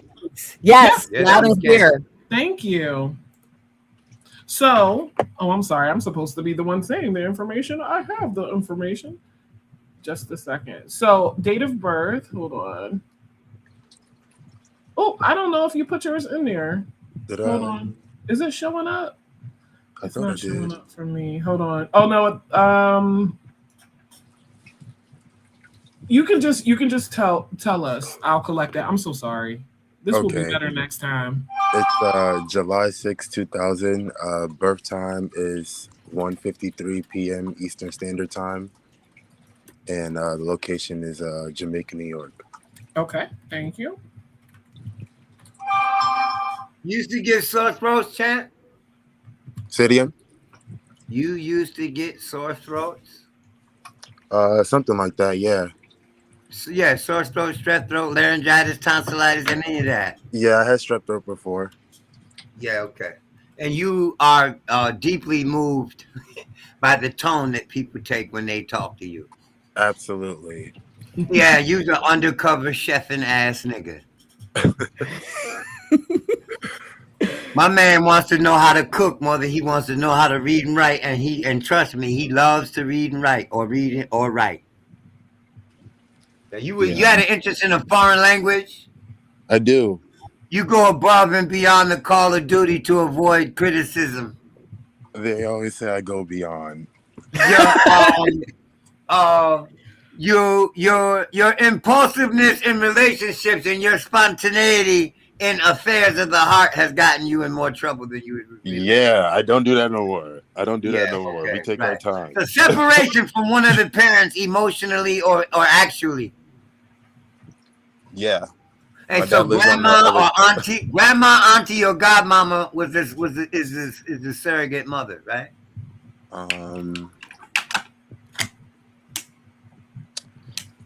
A surrogate you can mother? say no now. Like the person who raised you other than your mother would be like the surrogate mother. Nah, my mom raised me. Okay. I spent summers with my aunts though, time to time. So well, there we go. So you know what I'm pointing at now. Yeah. Okay. Yeah. I'm not watching a video of your life here. I'm only trying to make the best of what these energies suggest to me that they should represent. All right. Let me see something else too. A high interest in foreign cultures and people. And when you go to a party, as long as that motherfucker is crowded, you gonna have a ball. The music can suck. The punch, the food, all that shit can suck. But if that joint was crowded, you had a ball. That used to be me. Yeah, okay. Still you, okay? You know, we grow and we change, but that don't, you know, I'm still reading your charts. If it used to be you, it's you. All right? It's still the same hand you were born with, right? Okay. It is and it ain't the same. It's bigger now, right? Stronger. Yeah. Let me see. But it is the same hand. Those are the same fingers. You ain't traded them in. You see how that works? Look at that contradiction. Oh, nice to see your face. Yes. Hello. Yeah, I'm not looking at the face. I'm looking at the birth chart. All right. But I already know. I didn't pull it up for myself. I know what the rising should be based on what you're saying. Yeah. I'm definitely using that Libra. Yes. Yeah. That's me too. But he's a 10th house. But he's a 10th house Cancer, so he got popularity and recognition for his shit, or his family. You know, got him recognition. You know, he's recognized for his family or something like that. I'm usually the one that everybody loves. Okay. Yeah. Okay. Life of the party. Yeah. You know, he's the Rodney King of this shit. Can't we all just get along? Can't we all just get along? Why are we fussing and fighting so much? You dig? He wants to get along until you back his ass in a corner. Ooh. And tell him he can't get out. Okay. Oh yeah. Yeah, he ain't interested in getting along. Then he's not interested. Yeah, that's why he's in Cancer. Yeah. Okay. Mister, I will go through hell and high water to avoid a fight. Right now, or an argument, especially an argument. Okay. He don't even want to have those. Okay. Now, the natural ability to function in a social capacity would make you a wonderful promoter, man.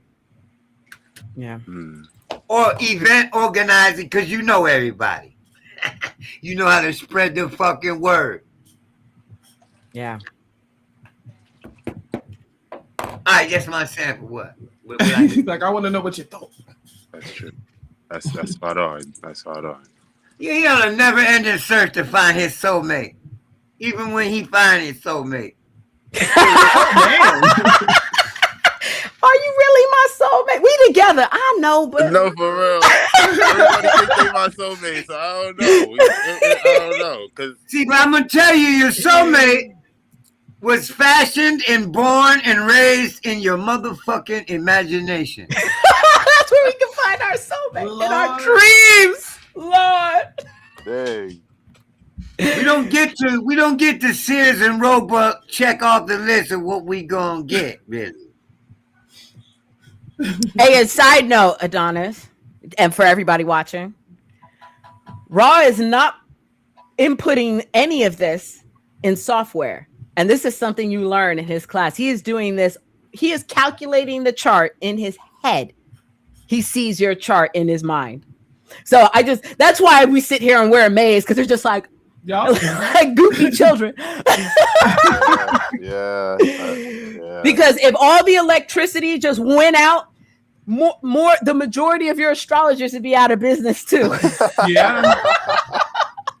Not Ra though. He'll be under a tree under the sky. Talk about, come here, let me tell you what's happening. Right. The sun is in this house. When you come to my class to learn astrology, I have expectations. See, it ain't all about what you expect. Mm-hmm. It's also what I expect. Yeah. I expect the student to be thirsty as a motherfucker. Yeah. See, you're not. Why are you here? Mm-hmm. Okay. And I expect that they trust what I have to show them. It works. I expect them to apply that shit. Okay. Once you have applied it for about 5 or 6 months, it becomes self-evident to you. It's like doing push-ups, man. For 6 months straight, you do push-ups every day. You will be doing 80 push-ups. Okay. At the end Did we finish the sample already? Pardon, I didn't mean to interject. Oh, yeah. Pardon me. Yeah, I sidetracked, okay? Listen, he needs to get his own business doing catering. Or something dealing with food, a restaurant. He ain't got to do the cooking if he don't want to cook. If he don't want to work, I know he hates to work. He holds up doors and walls wherever he goes. Yeah. Okay. So, but he has the sun in the 10th place in the place of serving food. Okay. You took care of a sick person yet, though, in your teens or in your young adulthood? Not for too long, but. You know, I do a little bit of I do the best of service wherever I show up. I'm always helpful. Mm-hmm. Yeah. I asked you if you ever took care of somebody that was sick. In the head, probably. I'm reading Pisces, which means physically sick or sick in the head. So I wouldn't be able to discern. Yeah. I wouldn't be able to discern on my own either. Anyway. Yeah, you would know better than me, but the destiny to serve in the capacity of helping a sick person is Pisces on the 6th cousin. If you never worked in a hospital or never took care of a sick person, you will. I promise you will before you go. Sure enough, to take care of your neck, man. Protect your neck and every organ and every function in it, from the larynx to the voice box, the thyroid, the jugular, all the joints in your neck, man. Okay, because that's your sensitive area. My father always said that. Protect your neck at all times. Yeah, and don't be as much as the urge to engage relationships impulsively, to resist that urge and get to know your partner before you devote yourself, because you jump off cliffs when you fall in love, you know. Yeah, you just jump off, you know, into the wide open thinking that they're jumping with you. And they not. Yeah. I've learned that.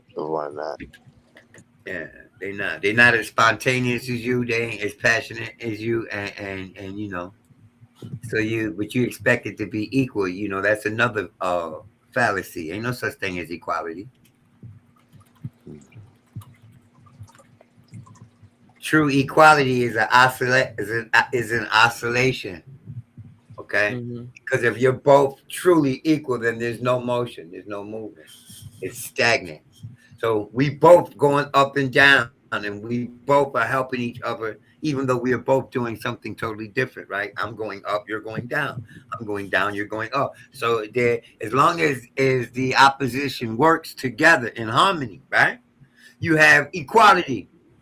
So you can't expect them to feel just like you. That would be like expecting me to use the words you would use to read you. Right. Yeah. You can't. I'm not going to use the words you would use to describe you. Pardon me. You did. It's that simple. Yeah. Love it. So what's the feedback? How you like it? Where we at? Yeah, my biggest takeaway right now is just like the response when it comes to words and delineations and overall, because I come across a lot of people. I study a lot of different metaphysics, and the way how people delineate and describe or just cover these things is really like sensitive to me, because this is something that I eat, live, breathe in my own personal time. So it's just fascinating to see like all the different perspectives and man, there's a whole lot I could have said from your chart that I didn't say, because I just looked at his chart. Okay, Maria, I'm not using my head at this very second. At this moment. Okay. he has Mercury conjunct the moon with his writing ass or talking ass. Okay, and Mars in Cancer, which I ain't gonna elaborate on in public. Call. Yeah, Mars return. Yep. Having a Mars return. But like I was saying, it's the that those reminders or like subtle word choice or syntax is what it's called. The syntax and diction based off of or from Elder in these sciences is more helpful and applicable than most of the linguistics that you can pick up on scrolling through TikTok. So that's nice. Now, that was a hell of a compliment. In English for all the dumb asses. No, I got it. Keep it just like it was. That was poetic. Hold on, man. Keep it like that. I'm dead ass. Will you please put that in third grade English for all the dumbasses that didn't get what he just said? Oh, that's hilarious. Let me tell y'all what he meant. Yeah. Let me tell y'all what I got from what he meant. He said the syntax. Listen. This nigga is an astrologer, y'all. Yeah. Listen. Okay, well, you realize he just leaked all the fuck over our counter, you know. Okay. He said from the syntax. So what he said was, even if what I said wasn't accurate, I was using all the right keywords. He understood what it pointed to more than I did. And he said it was more useful than TikTok astrology. But I gotta correct you. It's my sun is conjunct my Mercury. Mercury. Yeah. That's what I said with his writing ass. You said the moon, but it's okay because yeah. Okay, yeah. Well, I meant Mercury. Yeah, because I see the conjunction here, the partile. Okay, the Kazemi. I see it. So ideas, man. This cat, he got an everlasting supply. Oh, we got something to say. He don't never run out of words. Okay. Till he get angry, Mars, right? See that anger there? Shut him up real quick. He ain't got shit to say then, right? Because it's fun. It's so it's really interesting because the more that I apply like silence, it really like I've been having this experience where it's like I have a thought and then other people say it, and it's just like catching up like reality, the interplay between like my own thoughts and what other people say or other people's thoughts and what I say. It's really funny when I go quiet. Yeah. Nothing to feed off of. Yeah. It's so funny to like see that all the time. Well, thank you so much. Well, I really appreciate you coming up here and expressing your feedback. He run away. He run away. Saturn all in his seventh. Saturn all is all in his seventh place right now. Okay. Yeah. So, for all Libra risings. With caution in all cooperative mutual endeavor. Yes. Make sure that shit is sound before you commit yourself, or you gonna be one angry, disappointed motherfucker. Find out what the point is before agreeing to the point. Absolutely. Like what is the point of this before I say yes? And don't be afraid to figure out what benefits you. Be appropriately selfish. These 20-somethings are no joke. So shout out. Glad you're on the journey with us, Star Chaser. We will see each of us on the other side. Peace, yes, thank you. Peace. We're gonna we have. Oh, she did get up here. Okay, yay! Because at first I didn't think it was happening. She's after Lamar. So okay, so we have Lamar and then Keisha. Yeah, she finally got up. I think for some people on the phone, the link isn't doing what it's supposed to do. Okay. Oh, you're muted. Lamar! Oh, you're muted. Can we unmute him? Okay. Yeah, got it. Peace. Oh. Uh-oh. We still can't hear you. But you're not muted anymore. One moment. Okay. I can't hear him. How does she hear one moment? Because he put his finger up. I pay attention to all the... Oh. I'm looking at his mouth. Yeah, I don't see that. Hold on. I'm trying to... It's still not working? Yeah, no. We still all can't the way hear. up. Yeah. Yeah. You might have to what did he say? He said it's not working. He doesn't understand why. Oh no. I don't want to tell him. Okay, so what I would say is, Ra, cut that out. What I would say is, can you put your birth information in the chat, and then we could get your nods and no's. We could do that if we want to.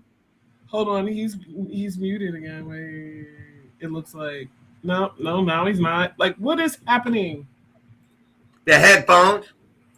Oh, yeah, it might be coming. Yeah, headphones. That's what it you might be. need to take the headphone, like disconnect the Bluetooth from the headphones. Yeah.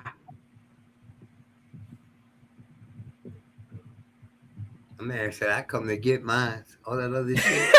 Ron was all like, how are you paying attention? We're going to figure Third house stellium. We're going to figure it out. Is it working? Say something, Lamar. When we can't hear him, man, we can sit here and wait him out. We could wait for him. No. Oh, I'm going to just hold you for a minute, okay? Log out, okay. Log all the way out and log back in. And we'll be right here waiting for you, Chant. Okay, gotcha. All right. All right. We're going to bring Keisha up. She's been dropping her information in the chat because at first it wasn't working. Hi, Keisha. Hey, Keisha. Hello, everybody. I'm so glad I was able to get up. Yes, ma'am. I'm happy. I see you were from Philly, so I got excited. Yes, I'm from Philly, West Philly. Me too. Yes. Okay. Oh my God, you have the same birthday as Ra. Daily forecast. I watch it every day. Oh, thank you. With the same year too? Not the same year, 73, but year, October really? 30th. No, 73. October 30th. 11. Is that 11:57 a.m. or p.m.? A.m. A.m. 11:57 a.m. That's Ra's birthday. 10:30. I know. Yes. I have a sister with the same birthday too. Ooh. Wow. That's scorpionic energy for that ass. Yeah. And she has Mercury. Exactly where I have Mercury with her foul ass mouth. Yes, it's horrible. It's horrible. It's rough. I thought Mars was causing that. Okay. Well, Mars has a lot to do with your personal expression, and you have Mars in Aries, and Mars is aspecting your Mercury. But Mercury in Scorpio is you need to be quiet when you're angry. Yes, I do. Because sometime when I'm not. While you mean to be mean as a motherfucker. Sometimes. You do not mean. Come on, man, you gonna let me speak? Let him come. Good, all right. Let me say it again, because I need to say it all in one breath, right? Yeah. Though you mean to be mean as a motherfucker, 10 minutes later, after you was mean, now you don't mean that shit no more. No, I mean it. She said, I mean my shit. Oh, you still mean it, huh? I mean it. Well, yeah, she still mean it forever. But let me tell you, she got Venus rising in Sagittarius, okay? Yes. So there's a high at right where I have Venus. Exactly where I have Venus at. Yeah. Okay. So she loved to learn something. You know what that does against you? It makes you so picky when you get with a nigga, see? And it make you feel superior mentally to most of the niggas you get. And when that happens, you lose entire respect for their ass.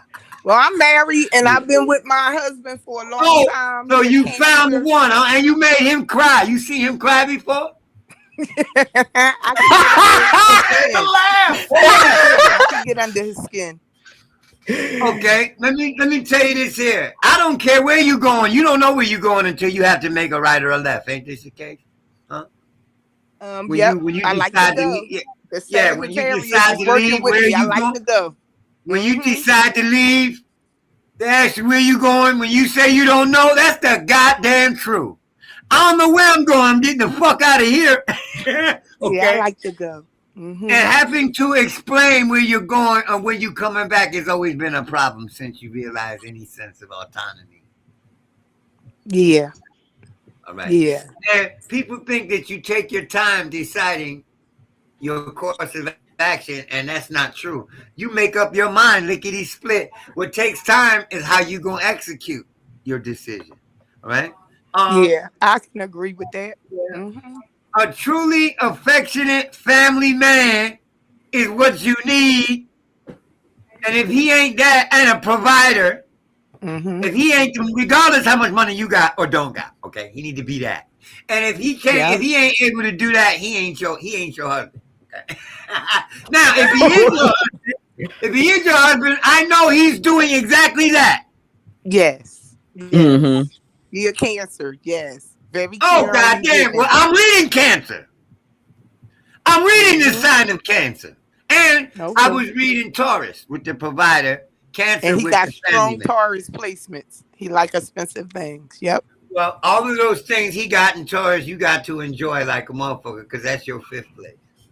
Yes. Yeah. Now, this is like a mirror for me, okay? And Ra, you know why. My doppelganger. Yeah, ain't that some shit? Let me confess to what I'm doing. Okay.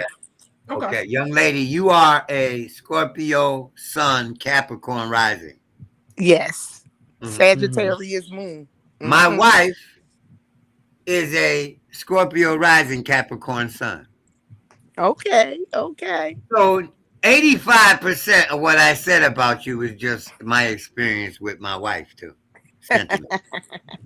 Okay. Because and you having the same sun where I have the sun at, you've had to experience the 1,000 deaths of the ego.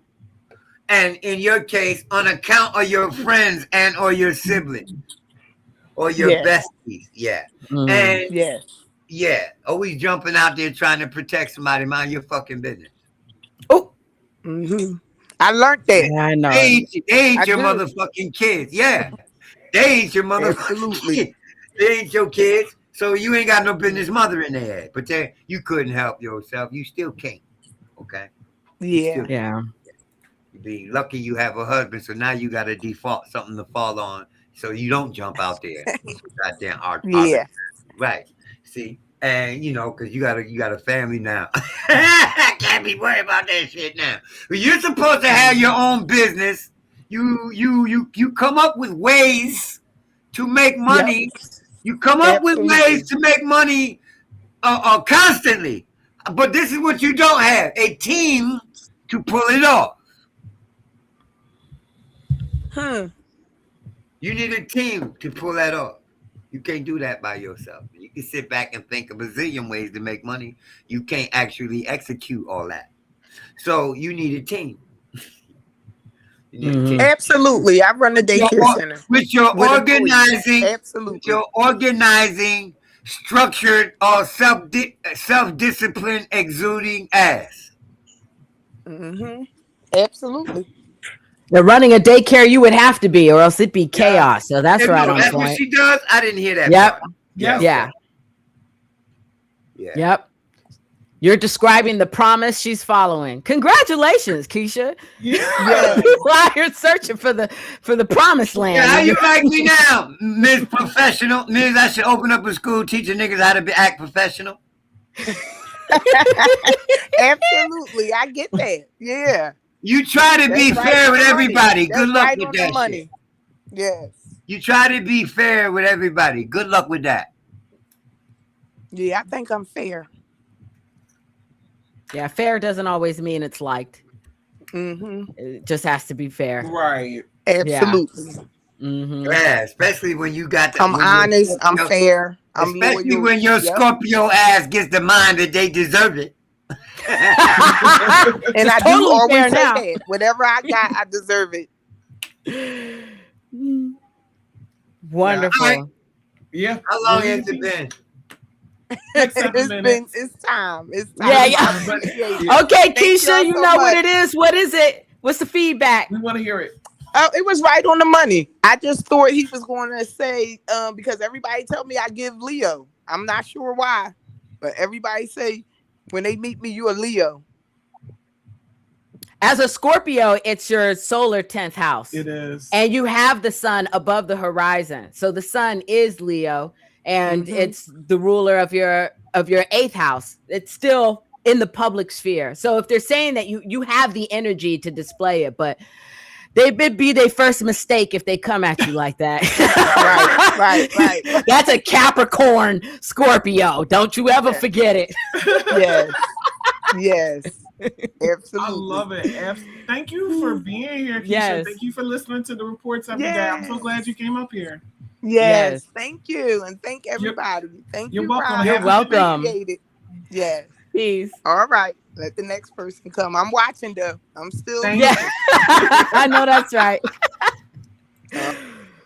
I think Lamar is back. Hopefully we can hear him. Did you need to breathe a little bit, Ra? You good?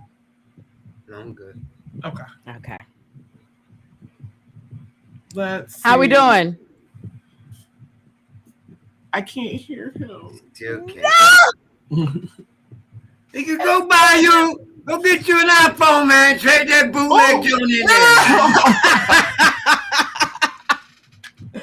It's still not working. Man, it's a shame because I wanted to read the bro. You say you're just gonna type it in and then he can read it? No, you're gonna call. Oh, wait. What? He says he can hear, but we can't hear you.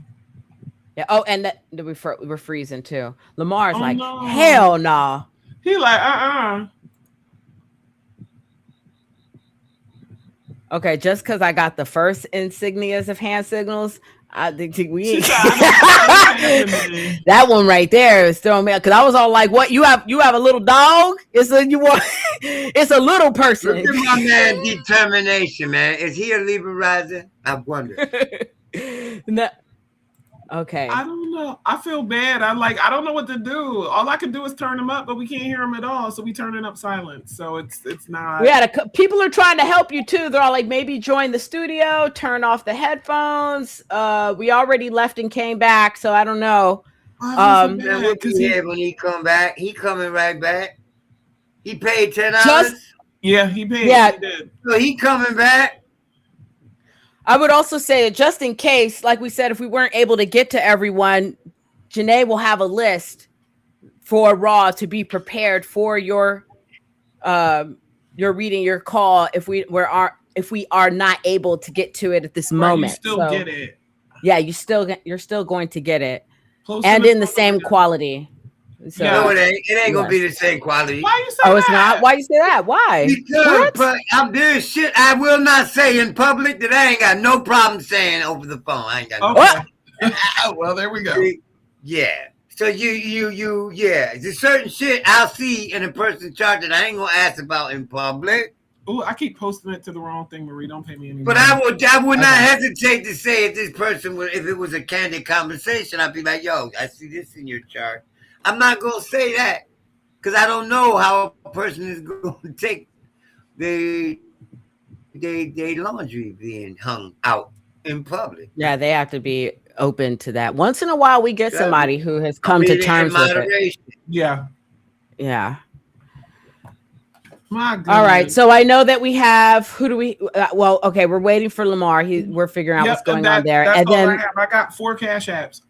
I just want There's somebody named, was that K Billionaire? Said they sent the Cash App to let them know if it was received. I got Eris, Keisha, Adonis, and Lamar. I did. Oh my God. I don't see. Hold on.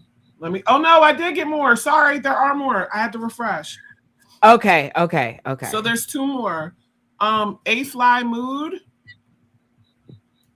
Y'all can hit the good thing is that this is recorded. So if ever they forgot what Ra has said, that's part of the you could come back perk. You could come back and re-listen to yourself or this delineation. If you purchased a live, I have Keisha Santil and Mood or at A Fly Mood. Both of y'all can hit the link. It'll bring you into the waiting room. We'll bring you up for your reading. We will have this more organized next time. I don't know why Hipsy decided to just not work. Maybe. Maybe what? He said, I'm not going to have it fixed. We'll have it more organized. It depends on what them planets indicate. Oh, Lord. She said we'll have it more organized next time. I'm like, maybe. You can't speak for me. I may be disorganized as fuck the next time. You're right. Off the hip it works though. Hey, if you ever had a question about authenticity,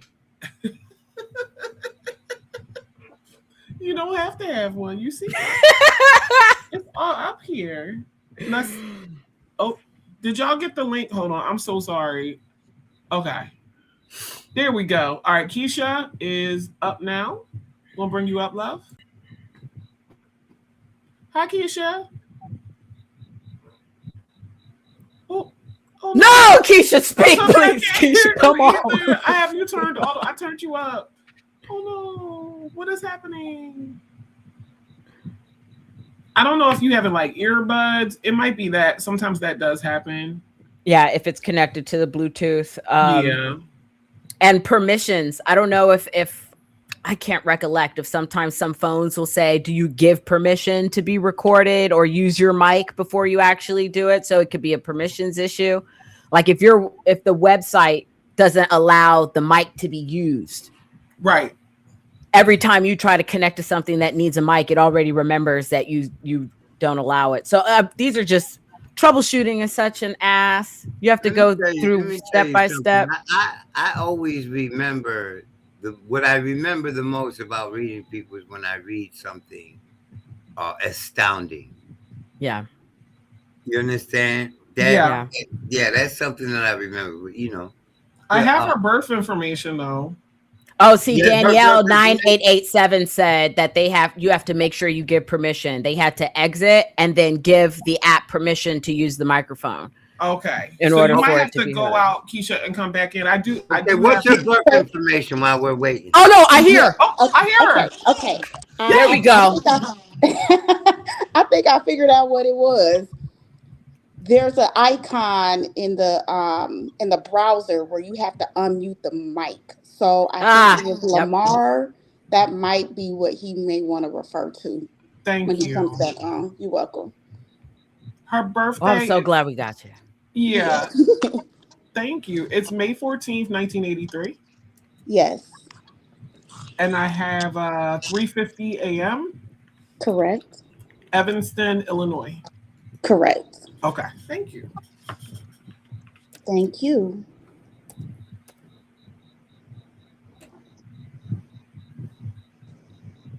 Wow, why you make that face? I was like, what happened? You said 3:50 a.m.? Yes. Mm-hmm. So you like to write or you just like to communicate? I like to do both. Mm-hmm. You get paid to write? You ever got paid from your writings? I work in contracts, so yes. Mm-hmm.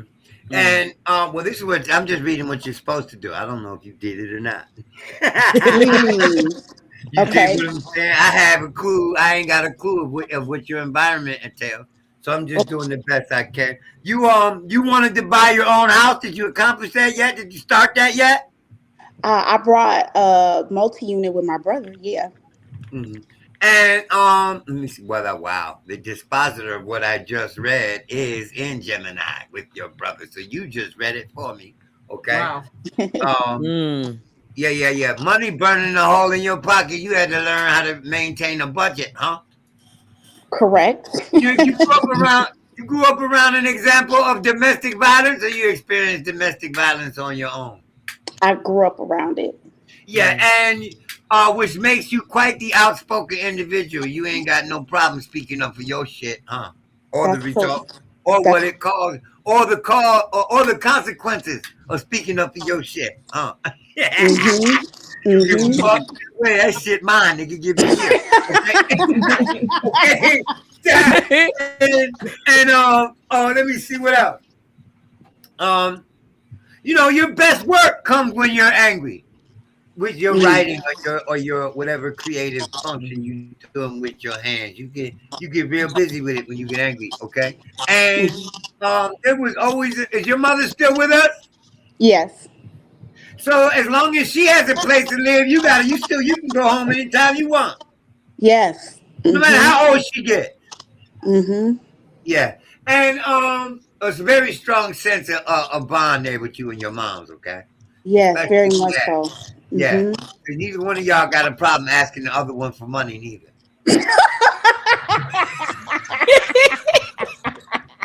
That's right.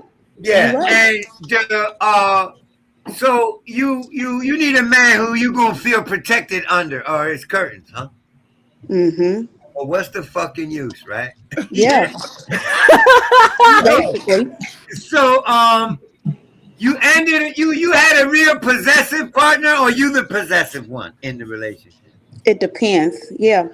Well, I do know that leaving a motherfucker because your sense of possession, your ability to feel like they were yours, yeah, that's the reason why you abandoned the relationship, because you felt like they wasn't really all yours, right? Yeah. Several times. And it has, this is the theme.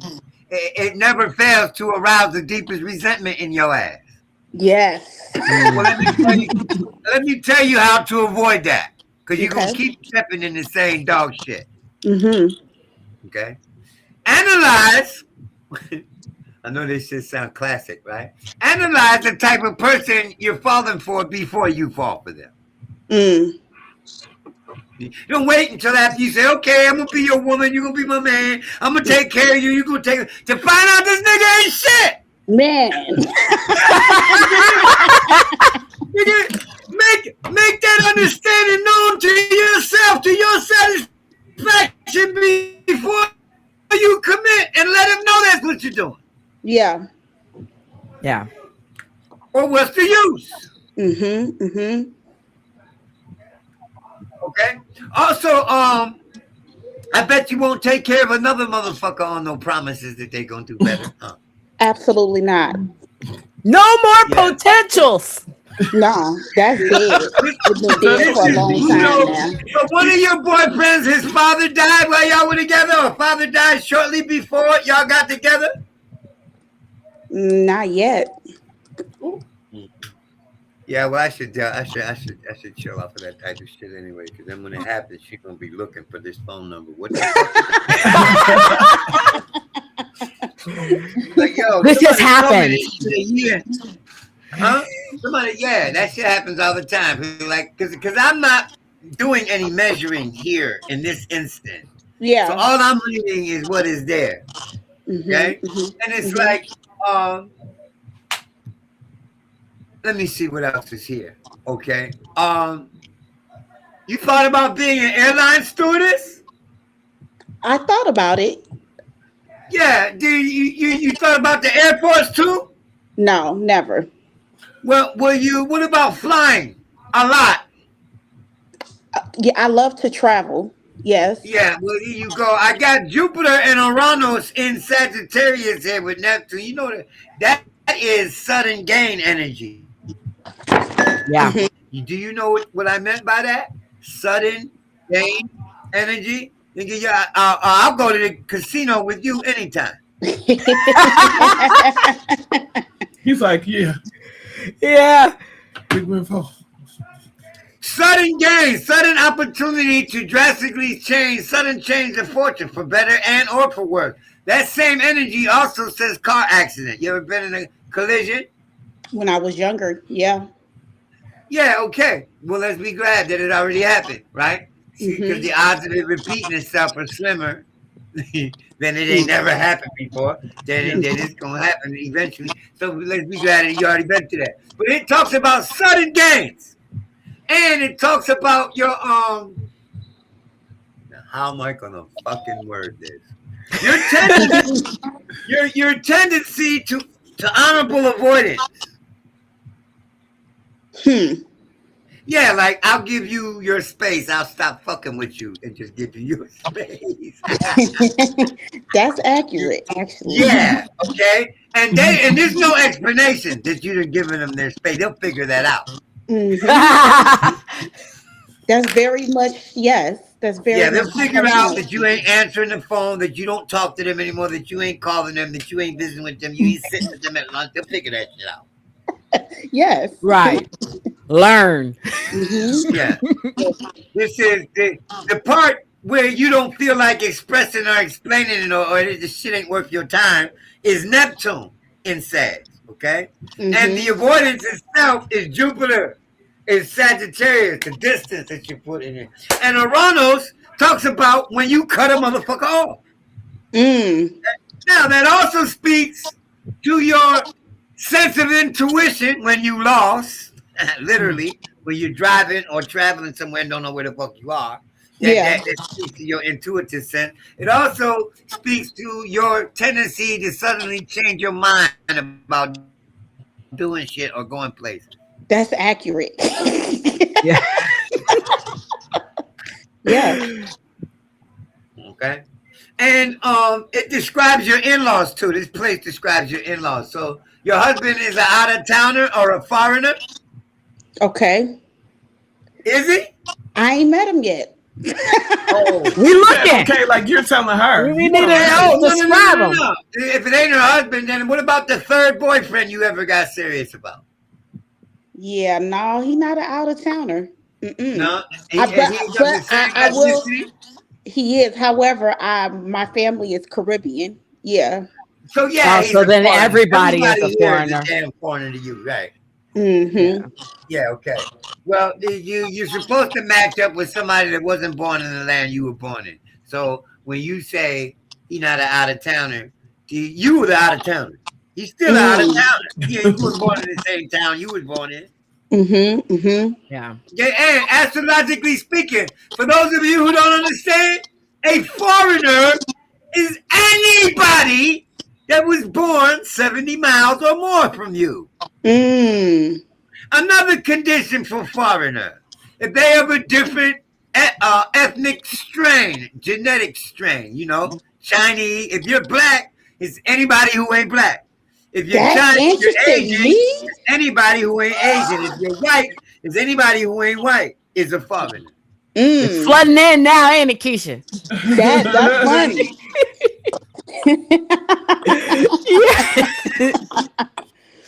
Okay, she loves comedy. She loves to laugh. She private as hell. Yeah. Private is a motherfucker. She should open up a school teaching people how to mind their fucking business. Okay? You did? Because if you can't figure out how to mind your business, she can help you out with that. Yeah, for sure. Helping folks. She runs a school helping folks to learn how to mind their fucking business. You're here to learn how to overcome your fears. Okay? A quarrelsome sibling or neighbors. Quarrelsome when they get on your fucking nerves, huh? Yeah. And your younger sibling or your bestie has a hell of an appetite, right? Yes. Okay. There you go. What else could I say? Ask me a question. Uranus just went into her third house. Oh, so this conversation is going to inspire her to investigate this science more when she think about what I said later. I can see that happening. That's accurate. Yeah, how the fuck did he know that shit? Okay. Now I know I do got Saturn transit in my first house. Yeah, no, Saturn is out of your first house. He's out of Pisces. Your first house is Pisces. Your second house is Aries. He's in Aries now. Aries is your money house and your house of values, morals and principles, standards and preferences. It also rules your tribe, like your great aunts and uncles and shit like that. So if any of them are still around or anything concerning them may come around to your attention. And but let's deal with Saturn in the second place. You're gonna learn how to budget, since I like to spend my money on me. That's right. I do. Yeah. So, and if I love you, I will spend my money on you. I can't even imagine how many fucking shoes you have in your goddamn closet. A lot. No, that's the motherfucking shoes, boy. I do. Yeah. You got shoes you ain't even wore yet that you need to give to your cousins and shit. And you want to know what's interesting is I'm on my way to doing that, actually. Look at that. So look, let me tell you some good shit here, okay? He was born in heels.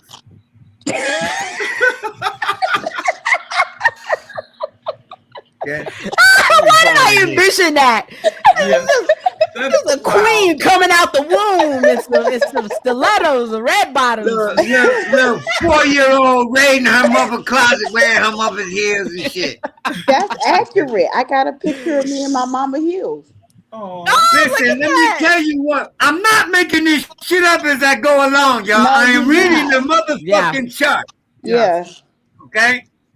Let me see what else I can say real quick. Okay. So what I would say is over the last 3 years, you experienced new and improved ways not to trust a motherfucker, huh? Yeah. Yeah. But it doesn't, those lessons don't mean you ain't supposed to trust anymore. No, it feels like that. It feels like, fuck that, I ain't never trusted nobody ever again. But what that is you were trusting the wrong way. And how do you do that? How do you do that? Because you trust this person to be something that you fucking imagine. Get real. Get fucking real. You should trust them to be their goddamn self the first chance they get. Yeah. Yes. I'm clocking it. Yeah, you're right. Yes. It isn't that you ain't supposed to trust, it's that you're supposed to trust them to be their motherfucking self the first opportunity they get. You better trust that. Yeah. See, and that is what the last 3 years was all about.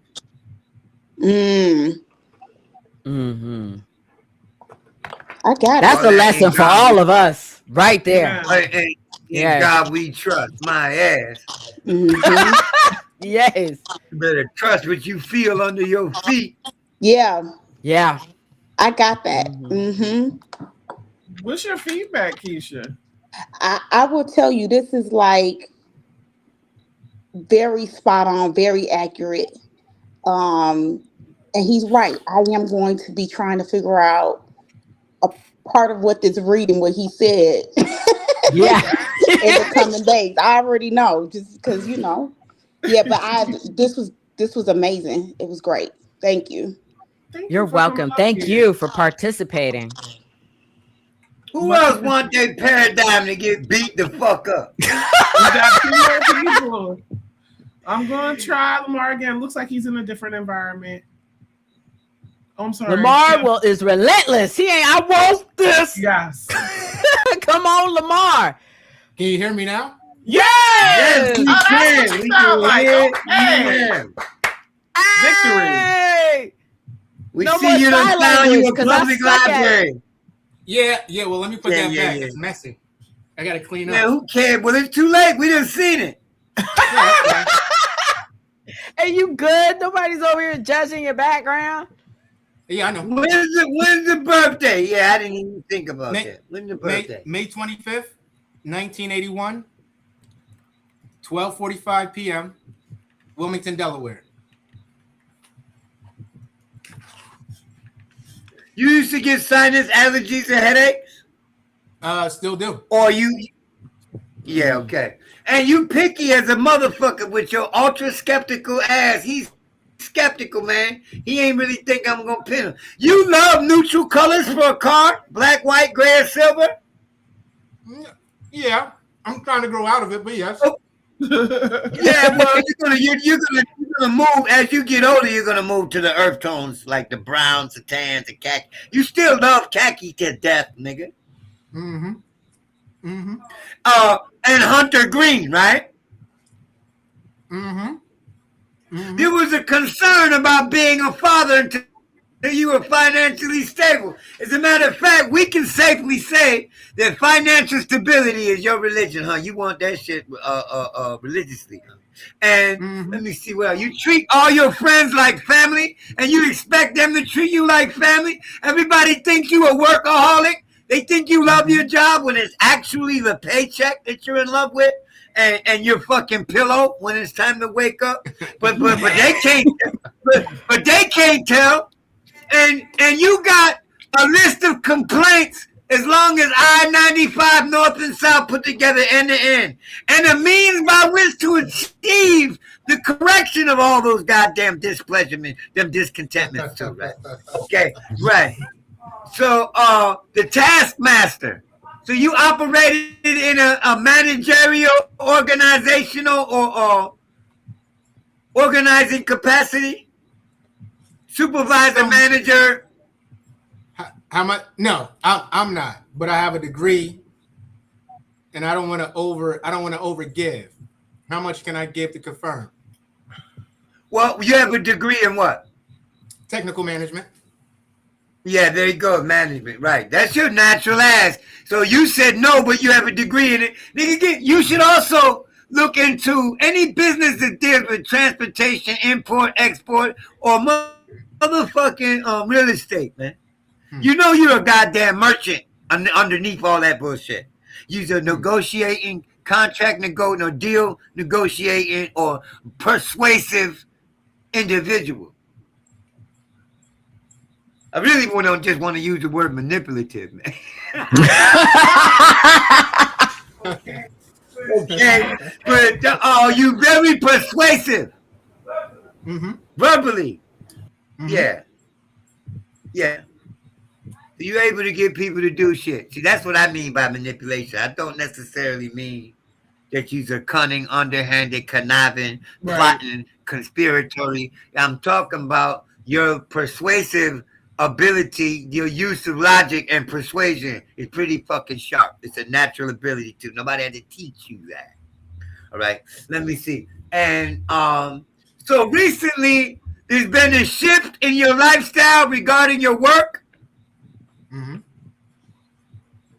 You want to change jobs or careers or routine?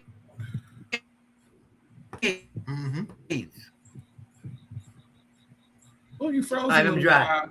Oh, yeah, you're a little frozen. I don't know why that is. Not you, Lamar. I heard him tapping in. He's tapping into the matrix. He's like all that energy. He's sucking the electricity into him. You got any questions, man? No. I'll round it. Can I round it out? Yeah. So the 10th house. So I work for the government. I haven't gotten in management because I don't want to deal with any of the shit that's going on there, and it's toxic. I'm at the midlife. I'm at the Uranus opposition, and it's cutting motherfuckers off. Yeah, that's what happened to me. And it's going to my 10th house. The merchant and real estate is interesting because I've been dealing with a ghost of an idea for like the past several years, and I've been playing around with AI to develop an economic plan, but it revolves around real estate and funding, using funding from Black elites to invest in the environment, right, where we are. So that's something that's like 6, 7, 8, maybe around 16, 17. I was like, what can I see myself committing myself to? So that's very germane. And then with all of that Uranus opposition, I'm like, fuck the federal government. I want to leave. And I'd quit tomorrow if I could. It didn't start recently. This is no. an ongoing thing since the end of 2021, beginning of 2022, right? Yeah, about then. I started a voiceover business. I started reading because I had an occult. There were occult books I wanted to read, and I was like, well, fuck it, I'll just do it on YouTube, and that'll make me read. And then I started doing that at 21, and that's when I started the LLC. But I started voice acting in 23, and so that's when I started to see that. So not speaking on anything. I'm just kind of riding the wave. With my intention to get the fuck up out of this situation. You know what I mean? Like it's time for me to work for myself in whatever capacity. Yeah. But wizard, man. I'm reading Virgo rising, first of all. Okay. Yeah. And 1000%. So what people don't know, Virgo is the merchant, whether they're merchandising or not. Right. They're the economist, whether they're an accountant or not. You dig what I'm saying? These motherfuckers is tight. They're concerned about that. Their economic status is a priority all the time because of Capricorn in the 5th and Taurus in the 9th. You understand? They will relocate. They will pack that shit up in an instant if it's worth the money. Okay? They'll pack it up and relocate it. We need you to come to the North Pole for the next 2 years, and if they're paying $90,000 a week, they're not even packing up. I hope y'all got winter coats up there because I'm on my way. Okay? So I moved to Atlanta from Delaware in 97. I left Georgia for a year in 04 when I joined the military. I came back in 05 for like a year, and then I left January 07. I moved to Roanoke, Virginia. I lived there for a little bit. Then I lived in upstate Pennsylvania, like in Scranton. Then from Scranton, I moved to southern Arizona. I lived there for like been to Scranton. You hated it there, I'm sure. It was beautiful, but it was in the middle of nowhere. Yeah, there you go. That's the part I'm talking about. That's the part I know you hated. Yeah. Going out on a Friday night to the club and there's only like 8 people there, and that's a crowd. But the family, like friends, my coworkers were like my friends, and that was the one place where like all of us, when we traveled together, we had that good social working relationship. Right? Did you hear him read and delineate Aquarius on the 6th place, y'all? With that, my coworkers are like my friends. Yes. Yeah. And my moon is there. But you didn't let me finish. I'm in Vegas now, but before Vegas, I went back to Delaware. Before Delaware, I was in Puerto Rico. So I had just been traveling. And I was thinking about that. I was thinking about if that had anything to do, if it was like a 4-year thing. I thought of that today, of going back and trying to figure that out. And hold on now. When was his birthday again? May 25th. May 25th. 25th. Okay. 81, right?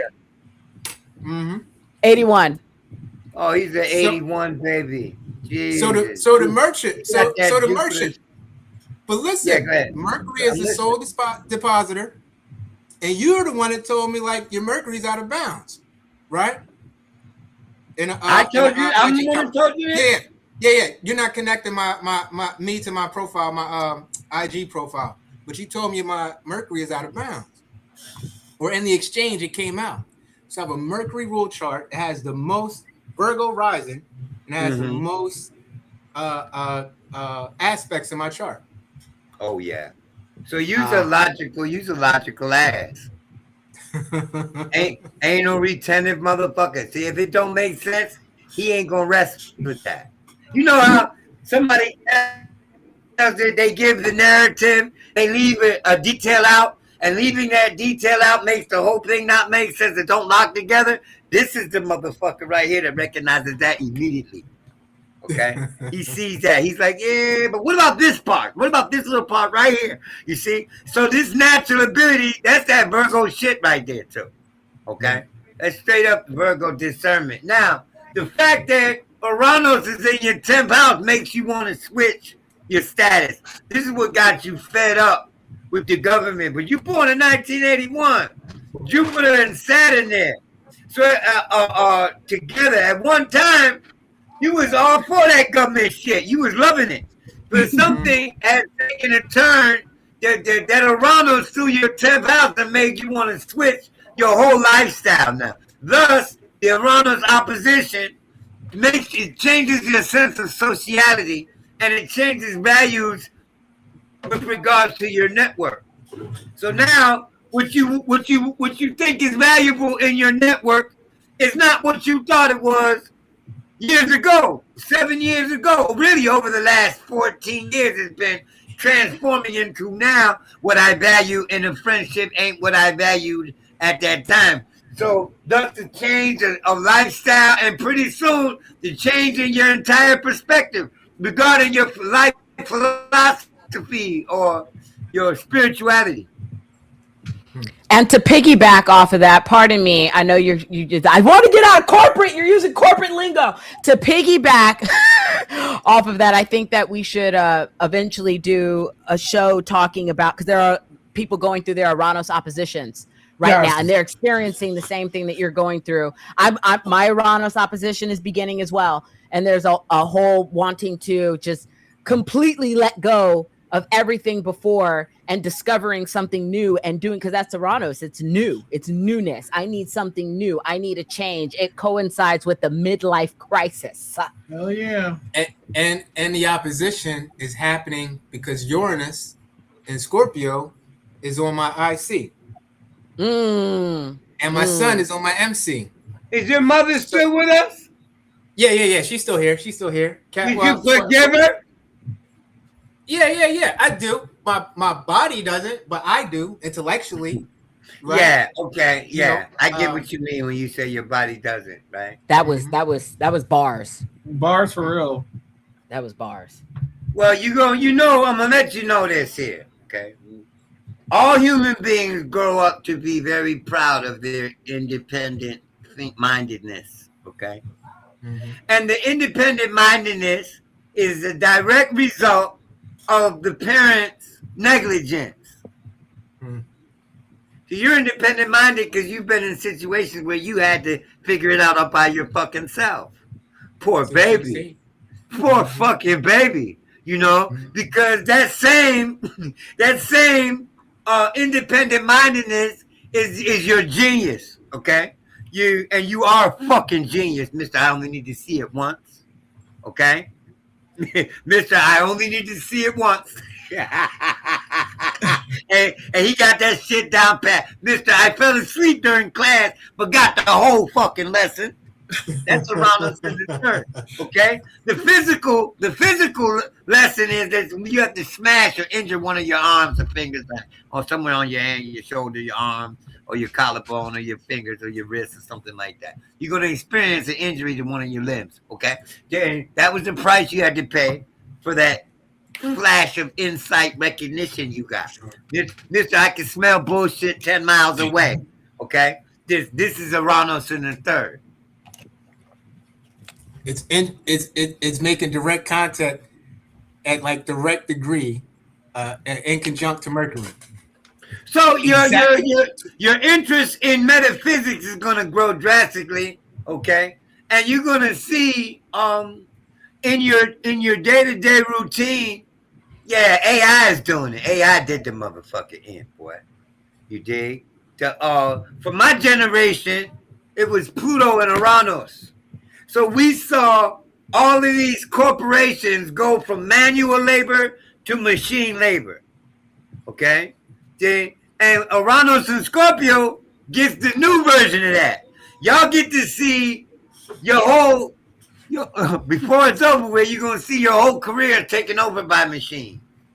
You dig? So that's how that's working. And you would do very well to rebuild your network. Realize that some of them people that look like they're useless are actually going through your Uranus opposition. They are supposed to personify your Uranus opposition. What do I mean by all that? That some of the people you're going to cut off don't deserve to be cut off simply because at this time they're not useful. So be careful administering that cutoff. That I don't need this motherfucker in my life ever again.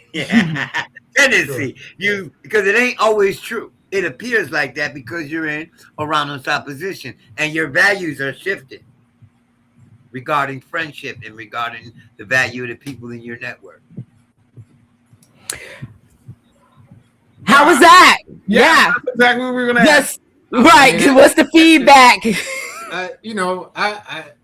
I've been an admirer and a fan for years since I first encountered the God several years back. I am awed and I appreciate the genius.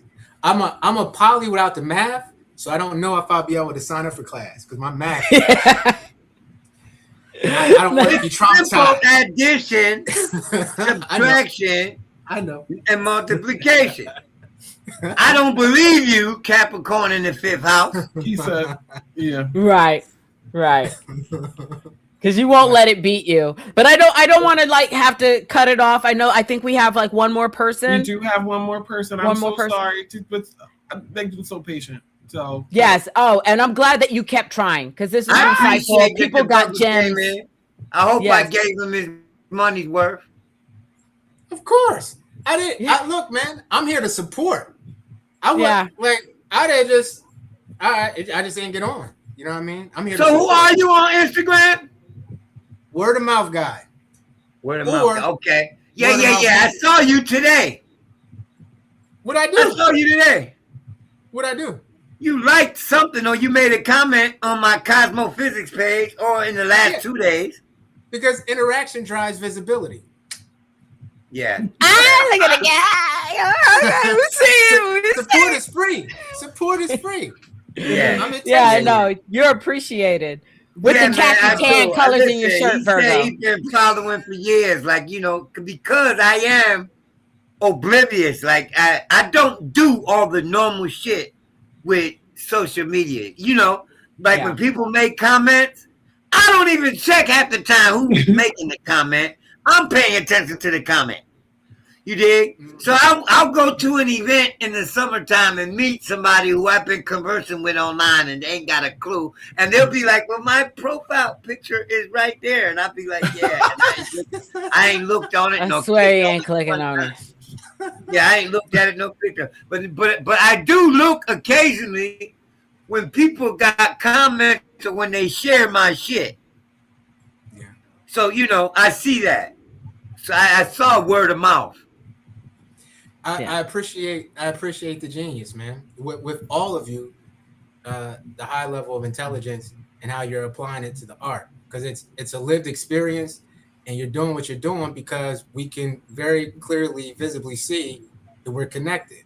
Yeah. So how long did it take you to realize that people aren't thinking on your level, Champ? How long did it take you to realize that? I think recently. Maybe the last couple of years. I'm people are usually oblivious to the fact that everybody around you doesn't appear to be dumb. They're really stupid as fuck. and I'm gonna say this, and this is gonna be really funny, but y'all, I don't even want to say it really, but y'all Virgos get the most out of this Pluto Uranus in Virgo in the 3rd house, Cancer rising Scorpio. So I'm gonna have to bring the next person on. Y'all be on here all night. I promise. Thank you. Don't let me take from nobody else. We appreciate you. Thank you. Always. Peace. We're gonna bring up the fly mood. Thank you for being so patient. Much yes, thank you. Can we? Oh wait, let me make sure we can hear. Oh no. You got me? Yes. There we go. All right. On and on and on. We can hear you, the fly mood. What's happening? Peace. The Earth is spinning on its axis on a 23-degree inclination. That's what's You start responding with that All now. right. What's the birth info for The this birthday one? is 5/21/1981. 2:45 p.m. Yeah, a lot of Taurus today. Yes. I thought it was Gemini. That's because Oh, Gemini, excuse That's me. where I saw Yeah. it. Yeah. all of this Jupiter Saturn conjunction energy here. You know I'm in a Jupiter Saturn year 60, right? And and here goes all these people with the Jupiter Saturn conjunct in Libra. Okay. These are people who have strong karmic lessons in mutual dealings, cooperative ventures, and government, as well as or contractual interaction. I agree. Yeah, and a high interest in politics or state affairs, and being on the second place. This is you. You ever been married? Yeah. You been divorced too? Yeah. Yeah, that's there. There goes the divorcee generation, Jupiter and Saturn. Boy, it was so lovely for about 3 years, wasn't it? And then after 3 years, that shit got sour. Now, where does that come from in this brother's chart? I'm looking at Jupiter in the 0 degree, almost 0.5 degrees of Libra, and then Saturn is about just a little more. Just a little less than 3 degrees away. So, and Saturn comes after Jupiter. So what does that say to me? That says that for the first 2.5 to 3 years of the marriage, it was all hunky-dory. It was all lovely. And then Saturn set in. The seriousness of it, the disappointment with it, the flaw in it, and the obstacles within it started to become prominent. So I asked him that, the appropriate question. I'm using the principle that 1 degree between planets equals 1 year. So however many degrees equal between it, those represent the sweetest year of that relationship.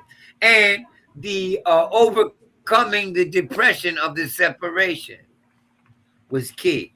Now, because he's a Gemini with Venus in Gemini, the brother is either buying books like a motherfucker or he gets paid from information exchange. And I believe both are key here, right? You like to write, don't you? You've been paid for it or paid for the transfer of information, huh? I was in the military. I did laws and records. About the military, I ain't say nothing about. No, as far as the job that I did in there, it was laws and records, so it's tracking the information and all that. Yeah, there you go. Yeah. Wow. Yeah. Not currently, but yeah, that. Yeah. Paid by the military is Mars in Taurus. You having to learn how to be frugal is also in your college years. This is where you got your economic training, huh?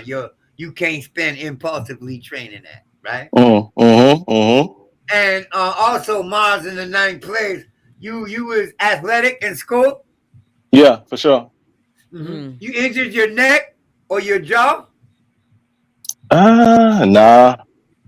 No injuries to the neck. What about blood in the mouth? You ever experienced that? Bleeding gums and blood in the mouth? Yeah, for sure. Yeah, okay. So that's Mars and Taurus, okay? Economically, though, that says you like to spend on you. And it also says that you had to go through some trials with the economy because of your impulsive spending tendency. And it says you like hot food. Not necessarily hot as in heat, temperature. Hot as in spicy, as in fucking chili peppers and jalapeno. Yeah, jalapeno. Right. Like that. Really, it does say that, right? It also says that the third relationship, there'll be quarrels over morals and or spending. And or the third child will have an appetite like you, Chant. Eat more than you. Girl, okay? The product of the third pregnancy. I don't know if you have kids or not. You got kids? I do. How many? 4. And the third one to eat your ass out of house and home, huh? Yeah. Yeah. There you go. That is so hot. Yeah. Right? My man gets hot about his money too. Yeah, for sure. Yeah. He hot that he had to go get his money. That it don't come to him. Yeah. I need mines, man. I need mines. Okay? But Chiron is there. So there was a lesson learning about not going to get your fucking money. You learned lessons about that shit. Oh yeah, I need it pronto. I bet you go get it now. Yeah. See ya. And hold on a second. This is May the 3rd. What's the time of day? Did I get that right? 2:45 p.m.? May the 21st. 21st. Yeah. 2:45 p.m., right? Yes, sir. Yes, sir. Yeah, okay. So I got the right one. So you're picky, nigga. You better stay picky too. Mister, I can talk them down if it's a negotiation. He bringing the price down. Yes, sir. Yeah, I need rock bottom. You feel me? You need to tell every woman you ever give the opportunity to love you. You need to tell them that they enter in a menage a trois with you and your sense of security. Because you married to your sense of security, and it's only fair. It's only fair that they know that before they commit to your ass. Because that'll be the reason why you fire their ass. Because you don't feel secure with them no more. I feel you. It's over. Once you feel like you can't trust them no more, the relationship is like a dead body. It just starts to stink worse and worse every day. Yeah. Okay. Yeah. This is what that is. No children. The children in your life made you stability minded. Yeah. So you ain't give a fuck about stability until she said, "I'm pregnant." Now you like, oh shit. Okay. Once he became a father, he was scared to death to be a father until he became one. I'm good at it too. Yeah, well, you proud of it too. Yeah. He said I'm good at it too, because they need structure before they need food. Yeah. I mean, you need a little something. So it's hitting so far. The fly mood. Can we just call you that? Yeah. Okay. All right, the fly mood. What's the feedback? I was on point, man. I ain't have all that knowledge that what was it, my man before me. But I got a question, man. When I pull it up, it said I got like a Gemini stellium. So this is your communicative tendency, okay? Your ability to write and speak and to persuade people with verbal action, whether written or spoken. It's because it's in the 10th place. Can you be remembered for the shit you say, whether you want to be or not? And it talks about popular members of the family, siblings or cousins, okay? Or you be gaining notoriety or some attention because of that, all right? It also speaks to, if you wrote a book, man, it would probably sell. Okay. And I don't have a clue what you would write about. I don't have a fucking clue. I don't even care, okay? Because you got Venus and Mercury together at the midheaven, you should be writing a goddamn book or a screenplay or something that requires the use of your hands and your mind all at once. Which it could be a portfolio, it could be a script, it could be a play, a movie, screenplay, it could be a fucking novel or a goddamn documentary. I don't care. But it involves writing the product of your mind. Okay? Your hands and your mind together. I heard that before. Yeah, you ain't wrote nothing? You don't write? No, I need to, man. I don't believe you ain't got. I don't believe you don't have unfinished works. Nah, I don't. I haven't been. Crazy. What about podcasts or recordings or? No, none of that. None of that. Not yet. I stepped out there yet. I guess this is my first time on. We live. Hold on, God. You never took writing or drawing as a pastime. I mean, I drew, but I never wrote. Well, that is, drawing and writing are the same thing astrologically, man. Okay. Like you can't show me the difference. Yeah, you using a pen or a pencil to do either. And you're doing it on paper. Yeah. The writing and drawing is the same thing. You got Mercury and Venus conjunct. You did where this also talks about the high intellectual capacity of your partner. It also talks about your ability to process information and your appreciation for that skill, that activity in and of itself. So I find it very hard to believe you don't have anything to write about. I got a lot to write about, man. Shit, I just seen an owl on the road. Like sitting on the road, it turned head at me, man. So I'm gonna write about that, I guess. Yeah, there you go. And if this Venus Mercury is not talking about the skill to write, it's definitely talking about your skill to convey information, your ability to convey the facts or the narrative in some form or fashion. Okay. Yeah. Gifted dope. Yeah. All right. Well, did you appreciate it? I hope he does. Yeah. Oh yeah, I appreciate it. That was dope. Hopefully you'll be writing, right? Yeah, you'll be writing now. Do you see all the earth tones? All the Virgos came up here today. I had to say something different for each one, y'all. Yeah. I noticed. I could have said the same thing to each one of them. Yeah, they recognized it in the chat too. They recognized it in the chat. Someone said, "Oh, another Virgo rising." We have the same rising. They're all of you are in cahoots. Y'all got on the phone and said to come in today. I guess so. Yeah, I'm tell you what that is. I got Virgo in my 3rd house. I said it. She did. JANÉT has Taurus in her 3rd house. And you got complementary places to all of those things, Marie. I know. So whenever we sit down and talk, we gonna pull that type. Seriously. Yeah. We gonna pull those types in here, right? This is funny. I love it. So this is pretty good feedback. We got way more participation than I thought we was gonna get. I had no idea whatsoever.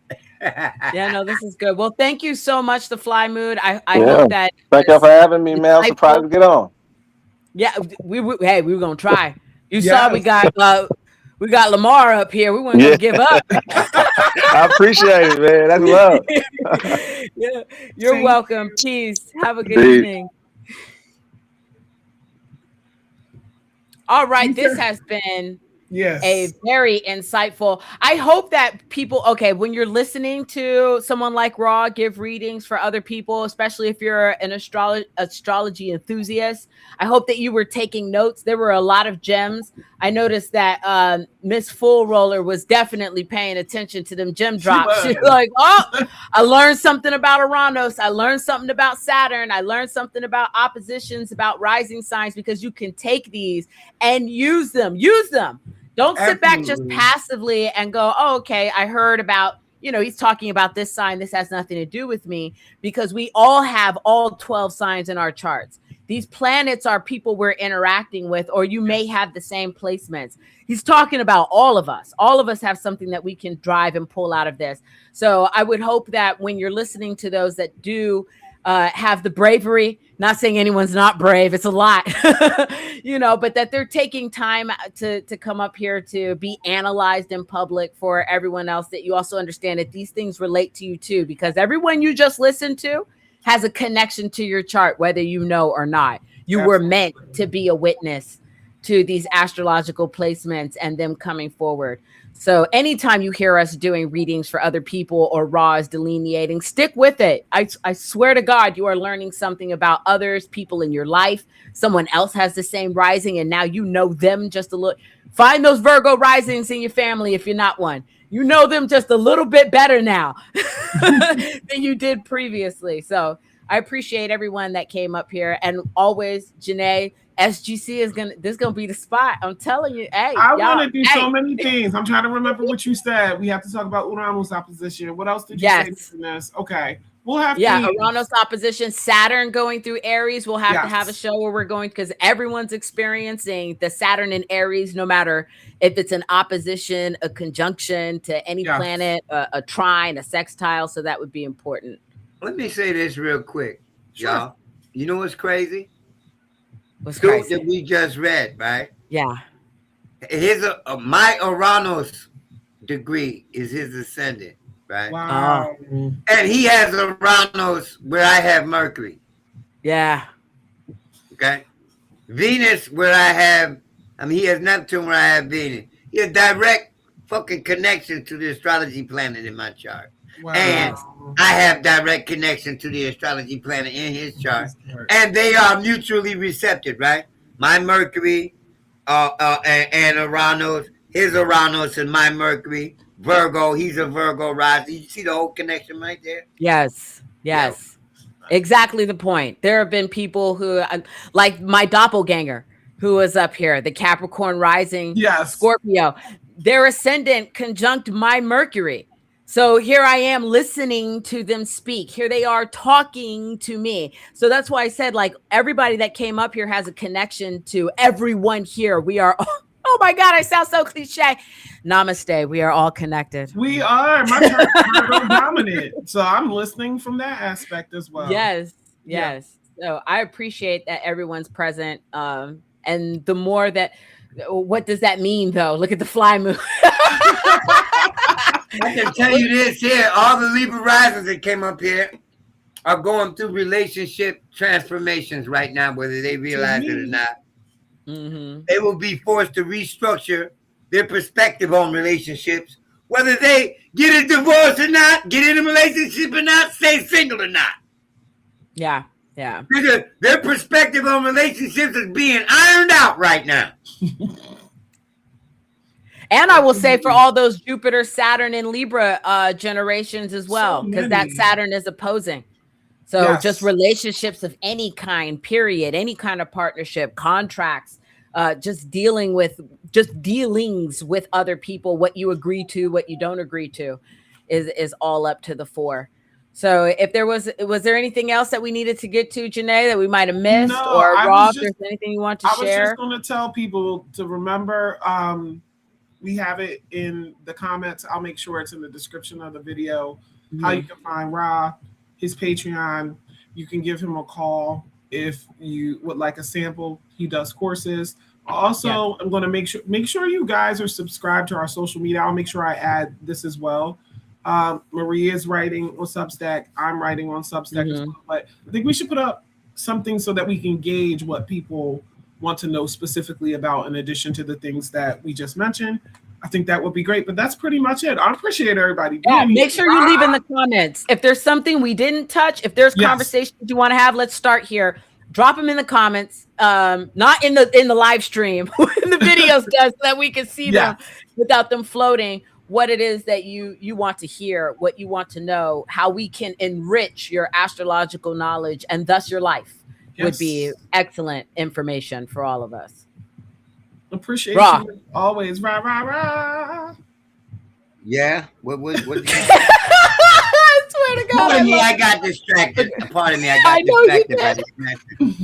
Okay, so go ahead. Yeah, but we're getting ready to close out. We'll get more information on what kind of topics we can continue to talk about to enrich people's lives. But thank you, Ra, for being here for the people. Because it really is, even when it seems like it doesn't matter, it matters to everyone, and you are greatly appreciated. In my mind. Yeah. It does matter. Like you think it don't matter. You see, whenever JANÉT calls coming, I don't give a fuck if people show up or not. That ain't why I'm here, right? Yeah. But the fact that people are here, and I wanted to say this earlier and almost forgot. Yeah. Because of all the other having to wait and let people talk, right, and all that shit, I forgot. Right? But I noticed that your motherfucking audience is astrologically aware. Yeah. We're doing work out here in these streets. Yes. See, I'm not used to that. Or maybe I just ain't paying attention. I haven't been paying attention. Okay. But I remember when I used to do this on Blog Talk. The people coming up, they had no knowledge about astrology. They didn't know the first fucking thing. Okay. Now, the more people are coming to me already knowing. Yes. Okay. The awareness is broader. And I'm like sitting here on the show say to myself, there everybody mentioning their placements and their houses and shit. Like, what the fuck they know about this shit here? So your audience is more aware. Yes. Than I thought. Okay. Then I gave any solid consideration, really, because I didn't give it no consideration, but until they started speaking, right. And I'm like, oh shit, you know their shit. That is so rare. I'm used to people that ain't got a fucking clue. Pluto's in Aquarius. We here to take. We gonna take over. You know what I'm saying? Now listen. I experienced something like this before. All right. I was born and raised on the East Coast. Okay. And up north and in Washington, D.C. is as far south that I live, on a regular basis. Right. So most of the people I grew up around look at astrology as something that ain't culturally ours. Right. And also as something, voodoo, witchcraft, sorcery, okay? Right. Not as an artistic science. So, but when I went to California, okay? Now I went up in the hood in LA. Okay? Niggas in gangs and shit. Street niggas. But these motherfuckers knew they're three. They knew they were sending this out and they move. I'm like, get the fuck out of here. Niggas don't know this shit where I come from. But they was like, oh, you an astrologer? Yo, my ascendant is such and such and such, and my moon is this and that, and my sun is. I'm like, what? How long ago was that? Yeah. 2013, in the month of June. Yeah. No, in the month of January, I went to LA. So you're coming up on the Saturn opposition of that experience. There you go. Say that again. You're coming up on the Saturn opposition of that experience. Yeah, right. All the work I put in there that I had to wait until this opposition to see crystallize. Yeah. To see it again, Well, right. So really what I realize is, okay, y'all, see, I get to celebrate, brother, and you don't have to understand the significance of it. Right? But when I first came online talking astrology, there were very few of us. Yeah. Right. Doing it. Now it's in vogue. Yeah. Love it. Okay? Yeah. So I'm patting myself when I'm smelling my piss. Okay. As you should. As you Love should. It. Thank thank you for everyone. Yes. Thank you, JANÉT, for even beginning to create this platform. I'm just saying, ain't nobody getting down with the astrology and regular talk and everything like it is over here. Okay. Please stay tuned. I'm just saying it's different. Yes, we need this practical work done astrologically in our community specifically. Yeah. So I'm so happy, just like Ra was, that people know their placements, have a working interest, and want to learn more. Because I'll forever be a student of astrology. Doesn't matter. I'm not going to live long enough to know everything there is going to know. None of us are. But I love this, and y'all gonna be so excited when you see what's coming. But we ain't gonna talk about some of it yet because no, we're not. Gotta keep you excited. But you're gonna love it. Looking forward. Yes. Peace, everybody. Peace. Bye.